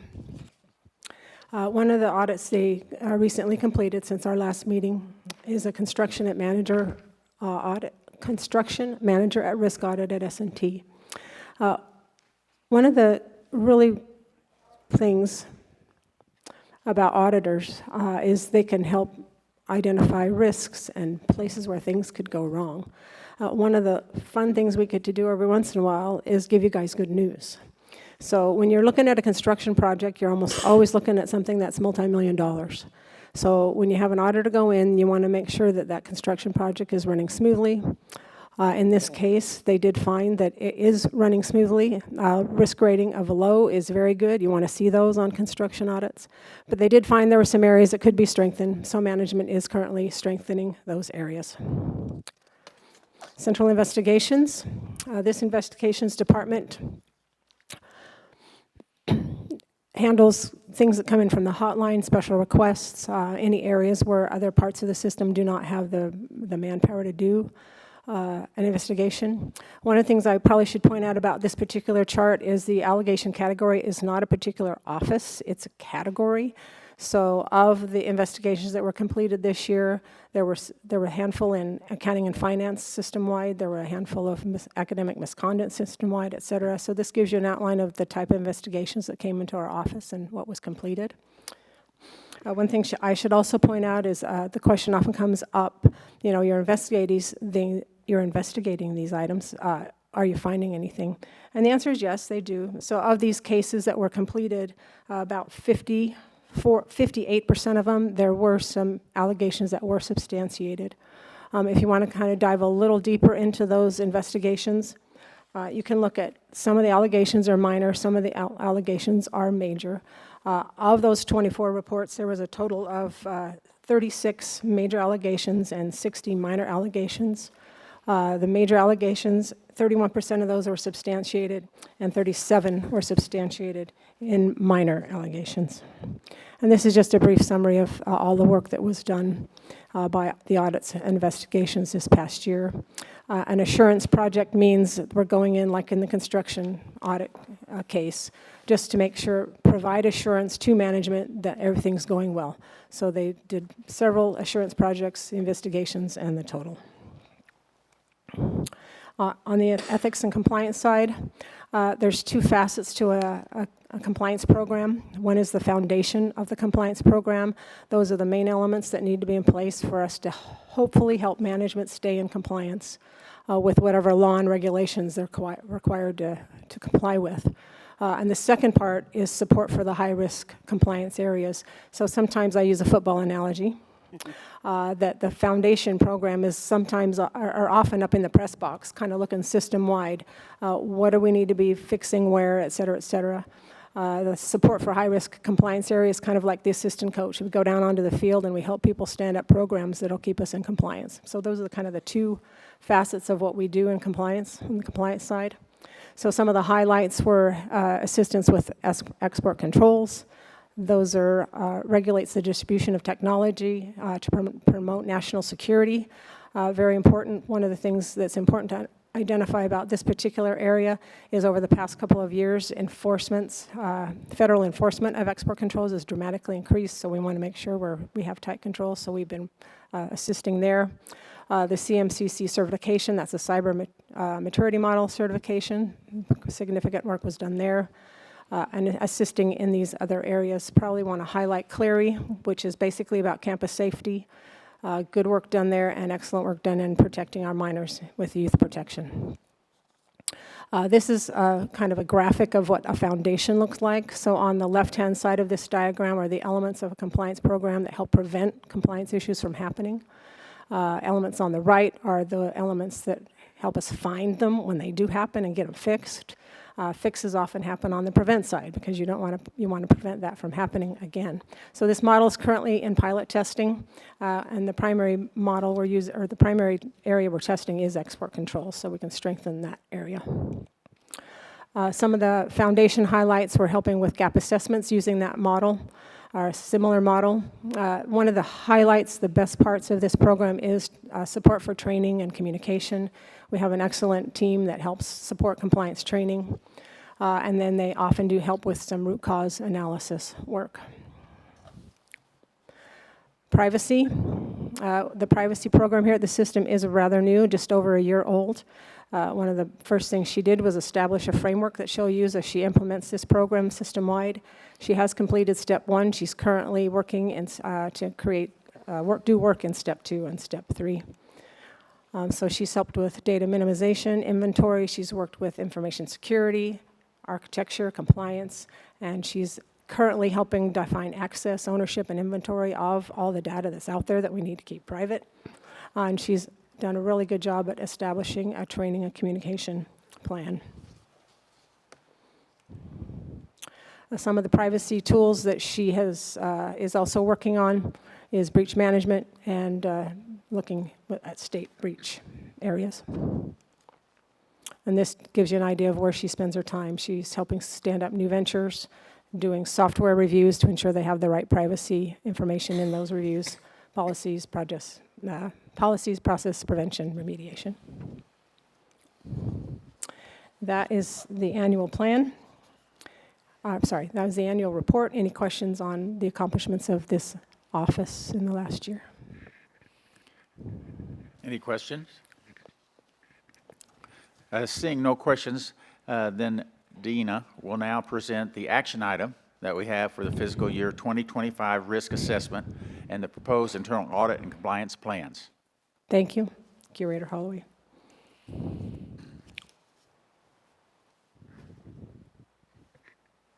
Waiting for the slide to come up.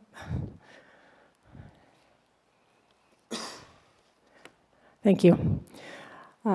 We've gone over what we accomplished this past year. Next, we'll go over what we plan to do this next coming year. The details of this plan are in your materials. One of the things the auditors do on our team is they need to decide what we're going to look at. There's a lot of different areas in a system this size that can be reviewed and assessed and assured. But because of every audit shop nationwide has limited resources, and so where we decide to use those resources, we usually do through a risk assessment. So the auditors recently went through a risk assessment process to identify not just internal risks, but also external risks to the system.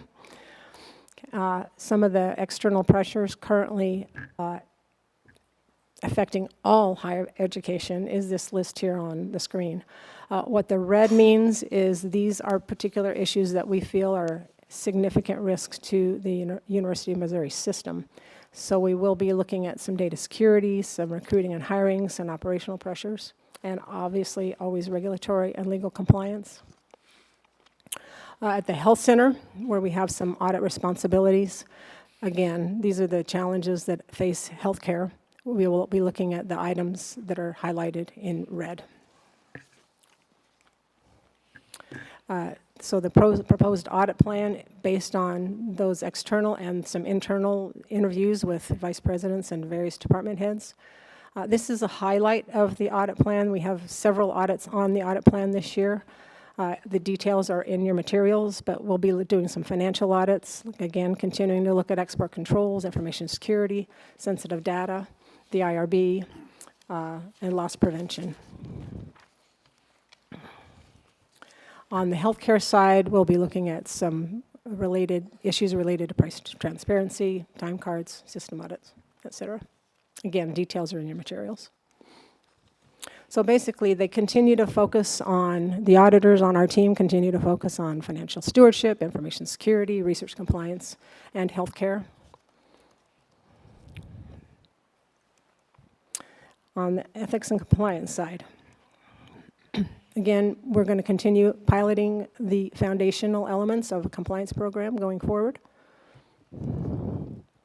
Some of the highlights we'll be doing in compliance will be establishing a stronger foundation through a CRR.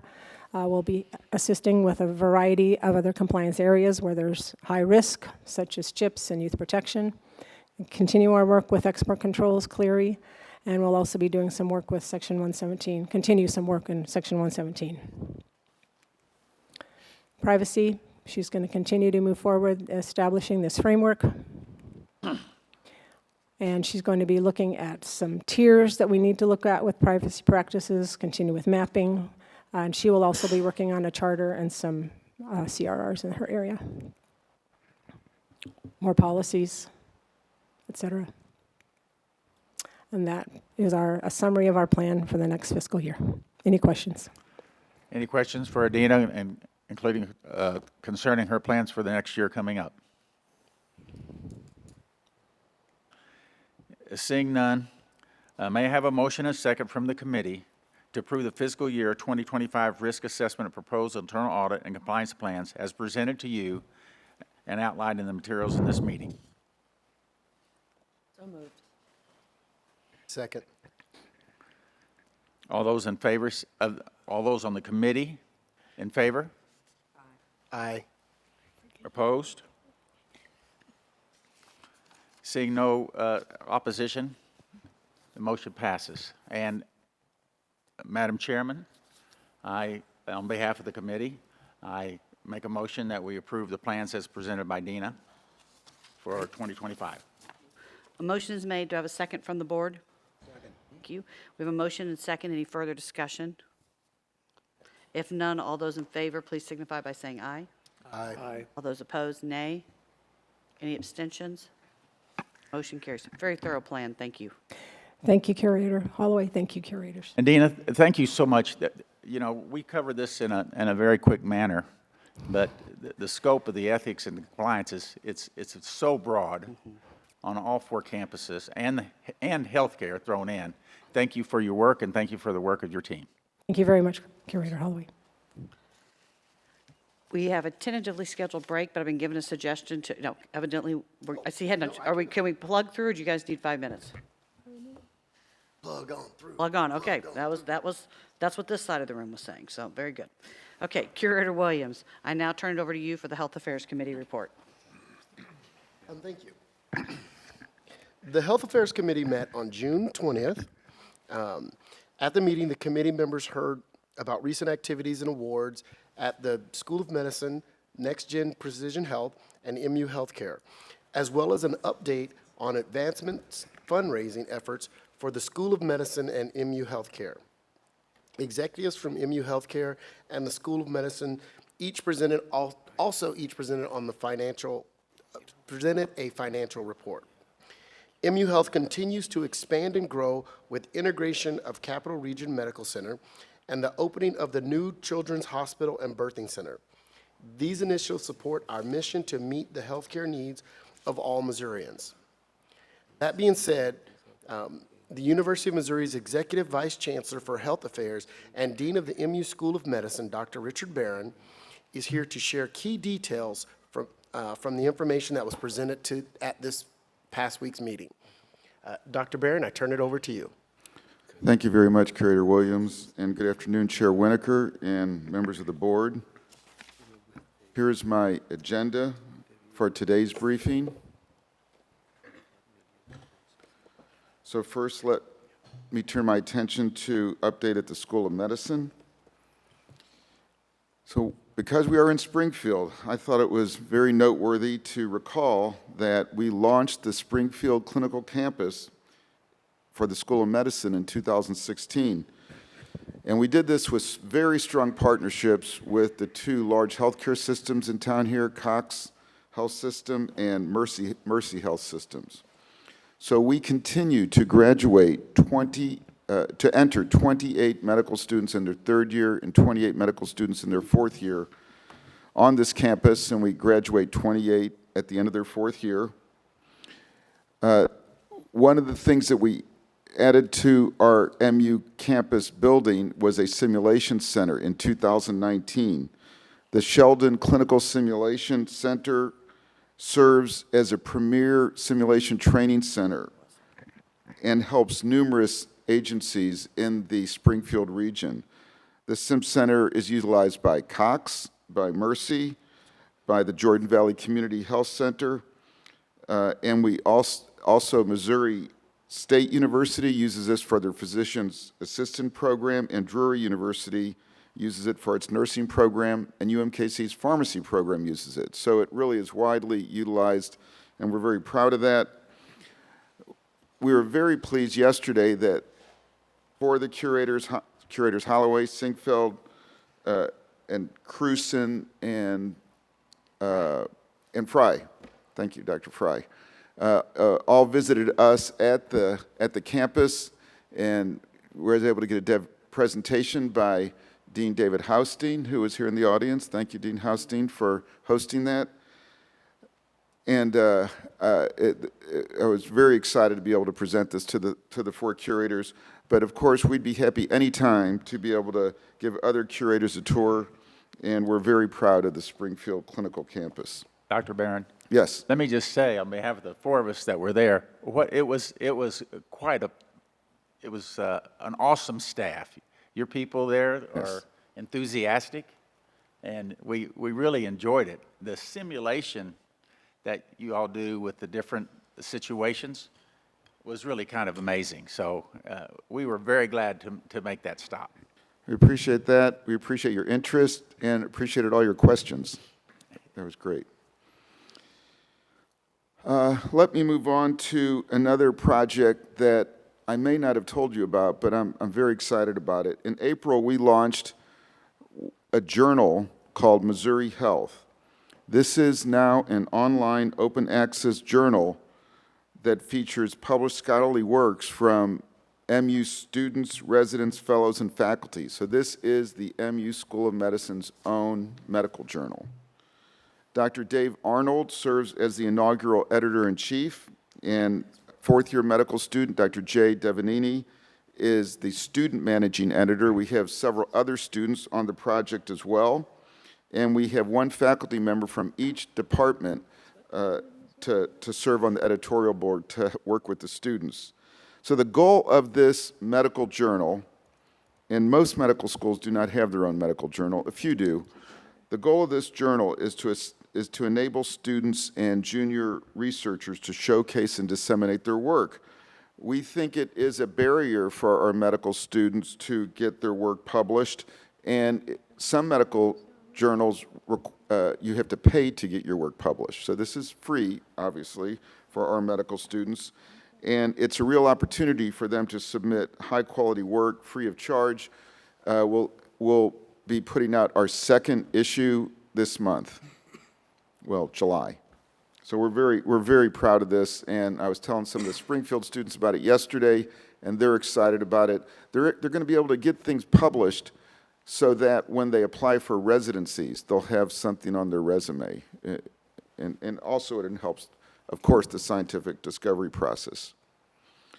So meanwhile, our senior researchers continue to be extremely productive in obtaining large grants. We really appreciate President Choi's highlighting 3 School of Medicine researchers who got major NIH grants recently.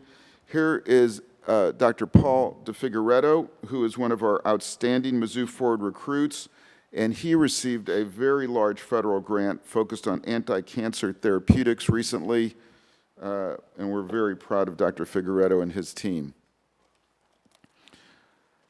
And all these grants do add up. President Choi gave the overall picture for the university and the 4 campuses. This is School of Medicine research metrics. First, it's awards, and the second slide I'll show you is expenditures.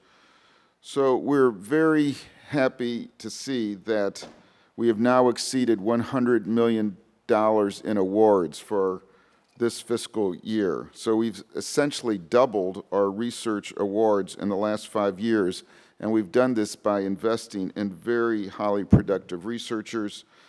You can see in these columns that we have both federal and non-federal awards pictured here, and most of the federal awards are in the AAU Phase 1 category. So the money is awarded, and then it has to be spent by our researchers, and this is the slide showing the expenditures through May of this year, and we hope that by the end of June, we will reach or be very close to our $100 million expenditures for FY24, which is what I was hoping we would get by the end of this year. But if not, we're extremely close, and we'll get it, and we'll definitely get it next year. And again, you can see our expenditures have doubled in the last 5 years. So I've touched on two of our key missions, education and research. And our third mission is to improve the lives of Missourians, and especially those in rural Missouri. And one of the ways that we accomplish this is through our amazing Show Me Echo program, which celebrated its 10th anniversary a couple of weeks ago. I was at the anniversary event. Show Me Echo creates a virtual education platform that educates providers throughout Missouri on how to manage complicated medical problems. So we currently have 40 Show Me Echo programs going, and they're on topics such as chronic pain management, hypertension, drug addiction. We just launched one on management of concussion, and we're going to soon be launching one on management of epilepsy. So this information goes out to providers throughout the state of Missouri at no charge, but it's particularly targeted at rural providers. And you can see on the slide the impressive participation numbers. We've heard from many of the health professional participants, and we know that more than 90% say they've made changes in their practice due to the information that they receive from the Show Me Echo program. Regarding leadership, I am pleased to announce that Dr. Kevin Kane has been appointed the Senior Associate Dean for Medical Education. Kevin has served in the interim role since last October. We subsequently did a national search, and Kevin rose as the top candidate. Kevin was critically important in our recent LCME reaccreditation process, which we believe went extremely well. He's a family medicine physician who has served in various educational and leadership roles at the university, and I am so glad that Dr. Kane accepted the position, and under his leadership, I know that our medical students are in very good hands. I have one update on Next Gen Precision Health. Construction on the 4th floor of the Roy Blunt Next Gen Precision Health building is complete, and researchers have moved in. Here's some pictures of some of the advanced laboratory facilities on the 4th floor and our researchers. Dr. Arnold's in the middle there. The researchers that are moving into the 4th floor are dedicated to neuroscience and to reproductive biology. So you'll remember when we moved into the Roy Blunt Next Gen Precision Health building, we had just 14 investigators in that building, and now we have 40. I want to thank the members of the Health Affairs Committee and the Board of Curators for approving the build-out of the 4th floor essentially ahead of the schedule we had anticipated, but we needed to do it because we've been so successful recruiting scientists to Mizzou. Finally, I want to provide a brief update on MU Healthcare. There's already been some comments made about the opening of the new Children's Hospital and Birthing Center. That's the biggest news at the medical center. At the grand opening, you can see pictures here. We were so excited that one of our patients, Michaela, and her physician, Dr. Tyler Severance, were able to cut the ribbon. Michaela completed her last cancer treatment right before the new hospital opened.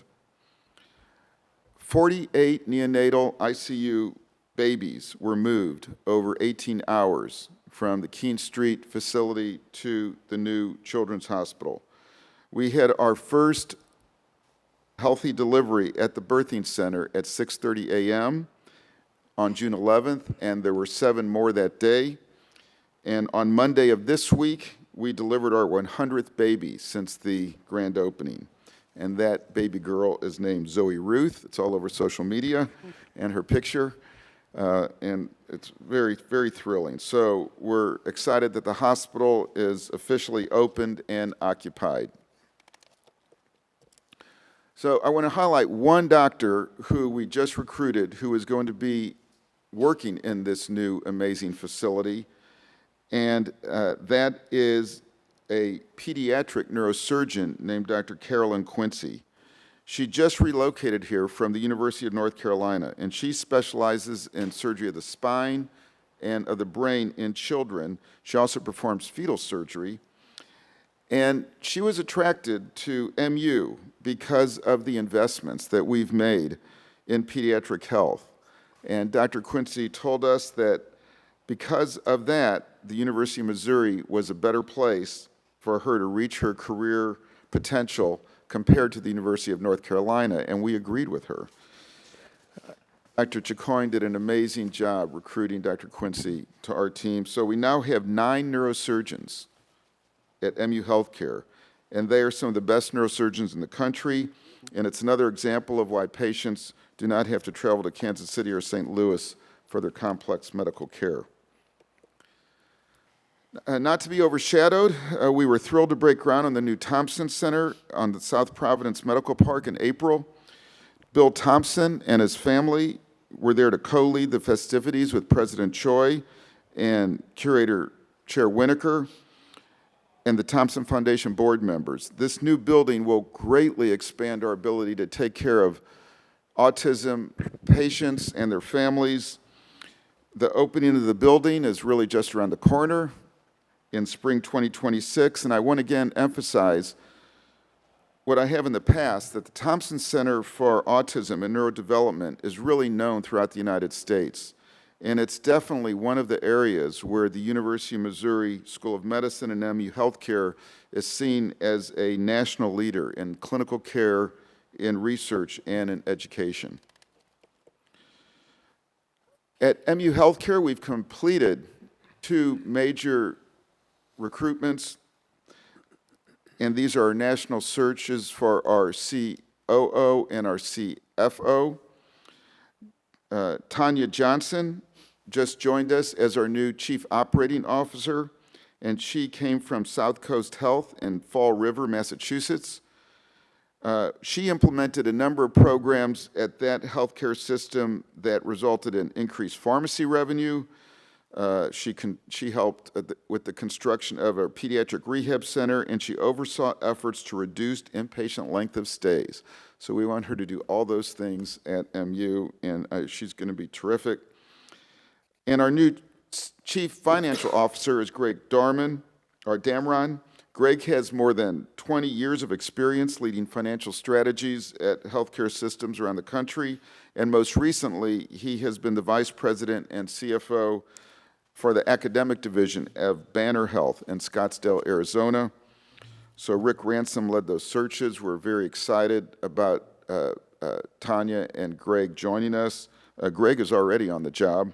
Tanya is coming next week. And so we're thrilled to have them on our executive team. And then finally, my last slide is a snapshot at MU Healthcare finances through April. This is a consolidated table that contains information from both Jeff City, Kent Region Medical Center, and Columbia, MU Healthcare. We have fully integrated our operations. We still track the performance separately, but obviously this is a consolidated picture. As you can see, we continue to have increases in revenue compared to FY23. Salaries, supplies, and hospital drugs continue to be a challenge, as they have all year, and then we are actively working on these parameters. However, it really is important to note that the key driver of these increases is volume. Our hospitals are extremely busy and productive. We currently have a consolidated operating gain of $21.6 million on a budget of $51.9 million. We are in the black, and that is after integrating a community hospital and opening a new children's hospital and birthing center. and we will continue to work on our financial performance. For the last 2 months, Cap Region Medical Center has shown a positive operating gain, which is ahead of schedule from the budgeting forecasts that we provided you this time last year. And this is really in large part due to the tremendous efforts of our operations team and our healthcare providers in our now new integrated MU healthcare system. And I'm very grateful for all their dedication and hard work to get us to this point. And this concludes my presentation to the Board of Curators, and I am happy to take any questions. Thank you, Dr. Barron. Are there any questions for Dr. Barron? Hearing none, I'd like to thank you and your team for all your hard work, your dedication, your planning, and everything else you're doing to just make MU Healthcare just roar. So go Tigers, and thank you. Thank you, Curator Williams. Thank you, Curator Winokur. That is the end of Chair Winokur. No, that is the end of her the mayor. healthcare. If you guys didn't know, Robin is now announcing her campaign for mayor of Columbia. Oh, Just boy, kidding. that's not going to be good. That concludes the report of the Health Affairs Committee. Great, thank you so much. So now for the good and welfare of the board. Does anybody have any comments or any announcements they want to make? And I'll offer a few after you all do. I have none, Mayor Winokur. I failed to say, earlier I wanted to say, I failed to thank Curator Singfield and Curator Emeritus Burnsick, when she was still on the board, for serving on the Williams Award Committee Task Force. And thank you to Stephen Chafin for his guidance in that the last couple months. So thank you. At this time, I'd like to read a few excerpts from Cindy Harmon's resolution that was passed earlier this afternoon, and then we'll have Cindy come make some remarks. Whereas Cindy S. Harmon served the University of Missouri with distinction as Secretary of the Board of Curators from July 1, 2010 to August 15, 2024. Whereas Cindy served 37 board members, 14 board chairs, 3 university presidents, 2 interim presidents, and 7 student representatives to the board. And whereas as secretary, Cindy represented the university with patience and quiet dignity and a friendly demeanor towards all, and she encouraged cooperation and open communication between the many departments comprising the University of Missouri system. Whereas Cindy is devoted to her family, her husband of 39 years, Rick Harmon, their son Lyndall and his wife Bethany, their son Derek and his wife Kara, and their grandchildren Hayes, Easton, Brindley, and Blair. Now, therefore, it be resolved that the Board of Curators, on behalf of the students, faculty, staff, and alumni of the University of Missouri, and on behalf of the citizens of the state of Missouri, does hereby adopt this resolution in sincere appreciation of the dedicated and devoted leadership of Cindy Harmon. We ask Secretary Harmon to make a few remarks as she prepares to retire.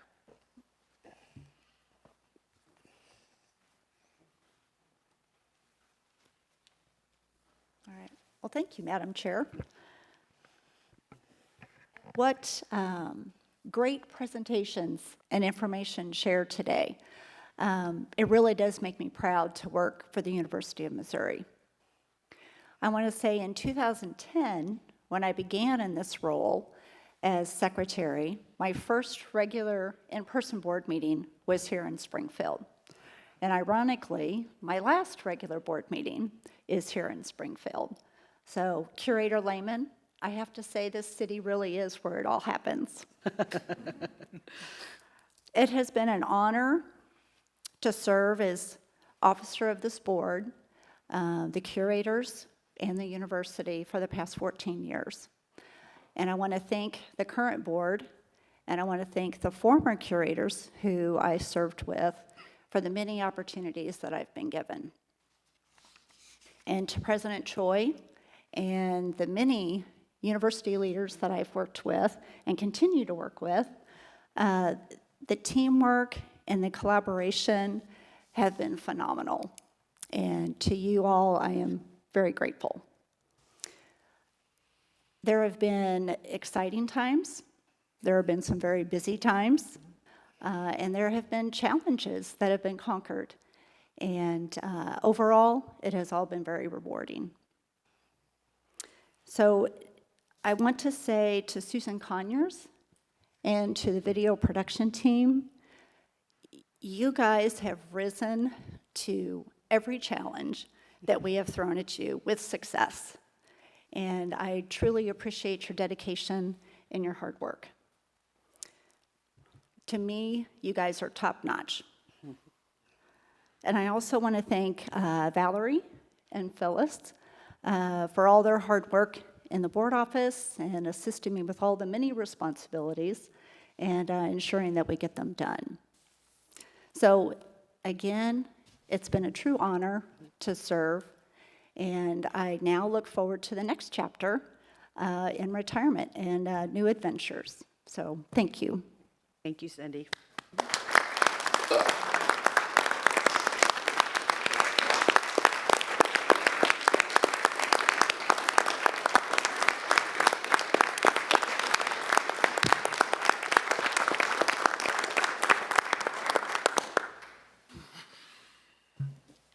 One last comment, and we're ready to go. We made some changes today to the meeting structure, and it's certainly a change in the location. Thank you to our administration and to the staff for their flexibility and their efficiency.